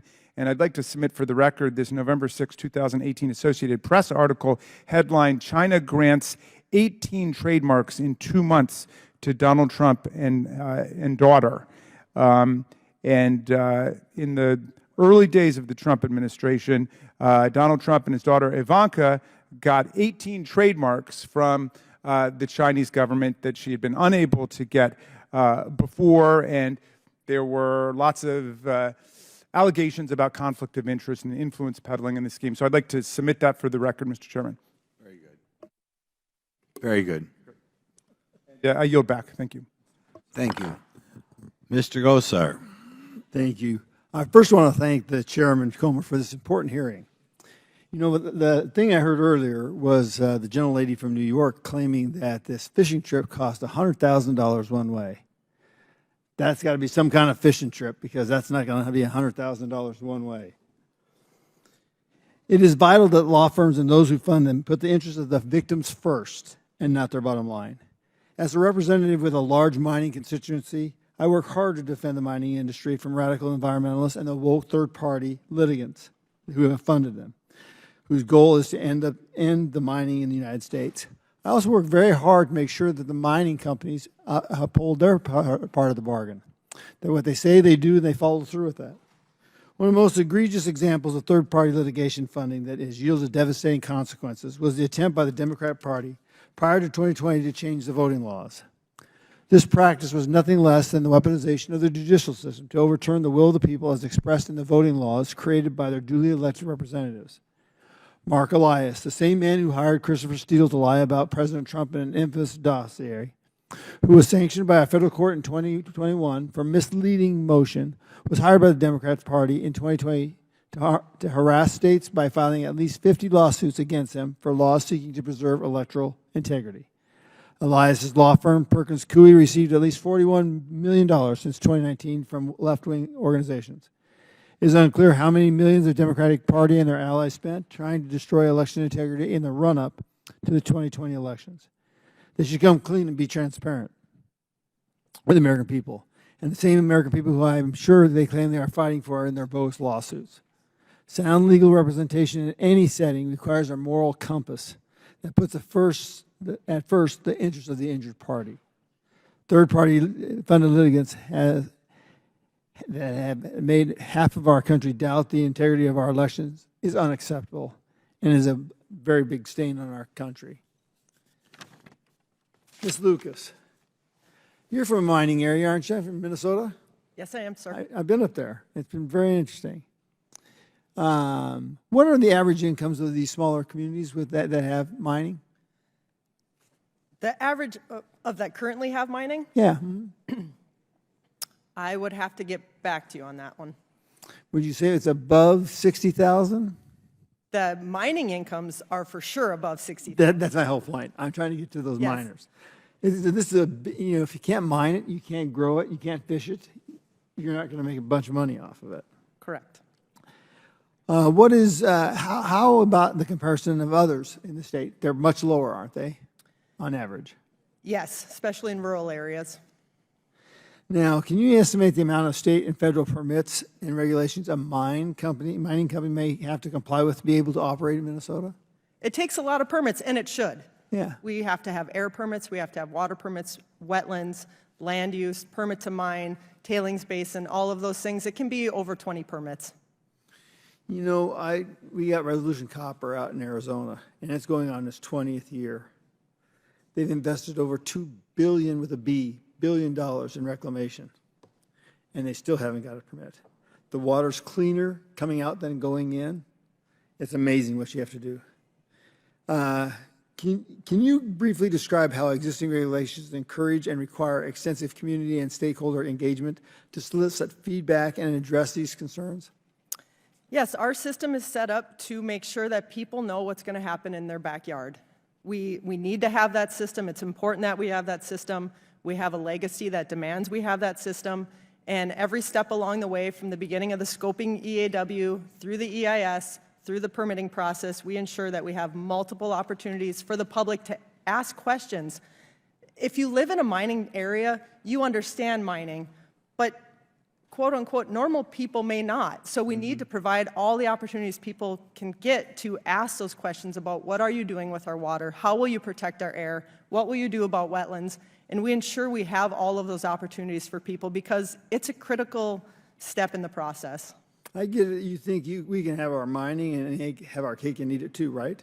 I think without mining, sir, we do not have this room that we are in. We do not have this building we are in. We do not have the lights on. We are not kept cool from the humidity that DC has. I thought we had bad humidity. I was wrong. But we don't have the world without mining, sir. I absolutely agree with you. Thank you for your quest to keep mining a pivotal part of this economy. Thank you very much. I yield back. Thank you. Ms. Green. Thank you, Mr. Chairman. I agree that third-party litigation that is funded by groups that have interest in these issues is causing many frivolous lawsuits. I want to explain a situation that's happening in politics.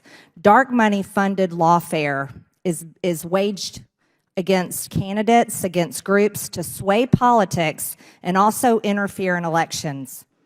On March 24th, 2022, a group called Free Speech for People, which is an ironic name, filed a lawsuit against me using the 14th Amendment to try to remove my name off the ballot in my district in Georgia.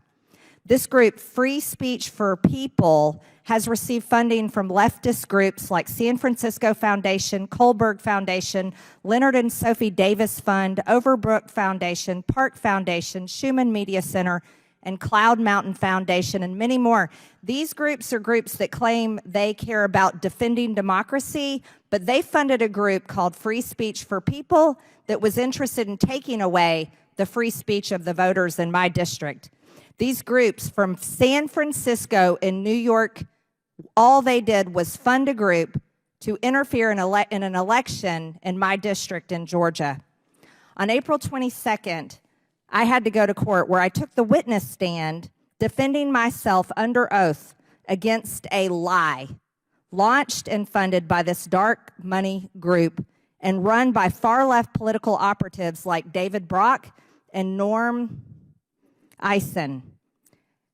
But I won. And it cost me almost $1 million defending myself. And then 1 month later, I had my election day on May 24th, 2022.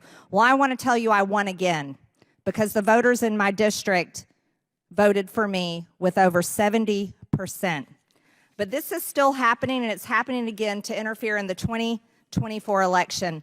Last Wednesday, a lawsuit was filed by Citizens for Responsibility and Ethics in Washington, CREW, to have President Trump removed from Colorado's ballots over claims he violated Section 3 of the 14th Amendment on January 6th. This is the same thing Free Speech for People tried to do with me, and I beat them, and President Trump will beat them as well. CREW was founded in 2003 by Norm Eisen, the same activist that was probably involved funding mine, and Melanie Sloan, to be a progressive watchdog group. Democrat operative David Brock of Media Matters, also well known for the Brock Memo, was chairman of the board of directors from 2014 to 2017. Norm Eisen worked for the ADL in the 80s, investigating anti-Semitism and civil rights violation.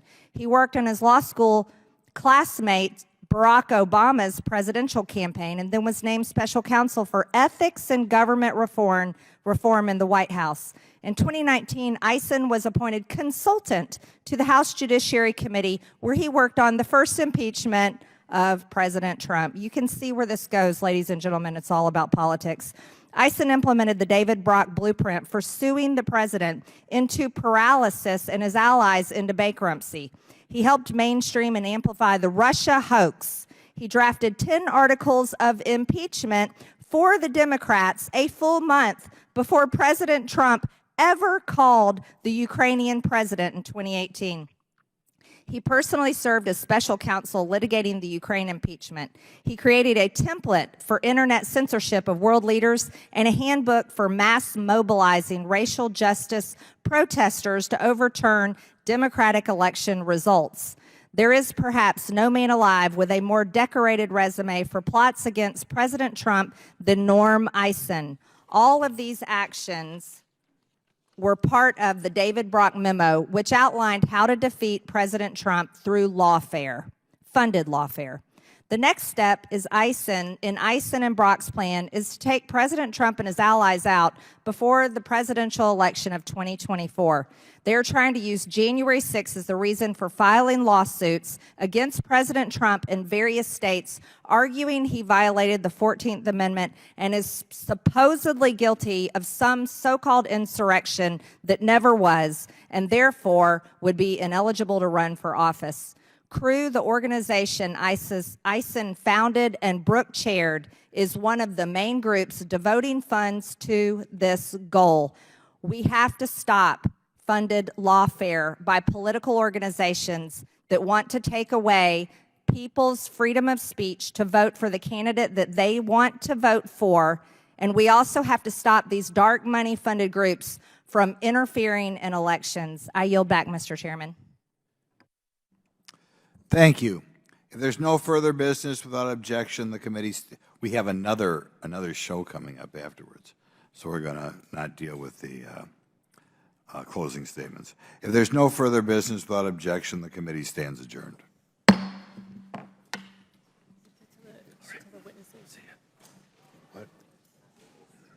Sir, can you also say this?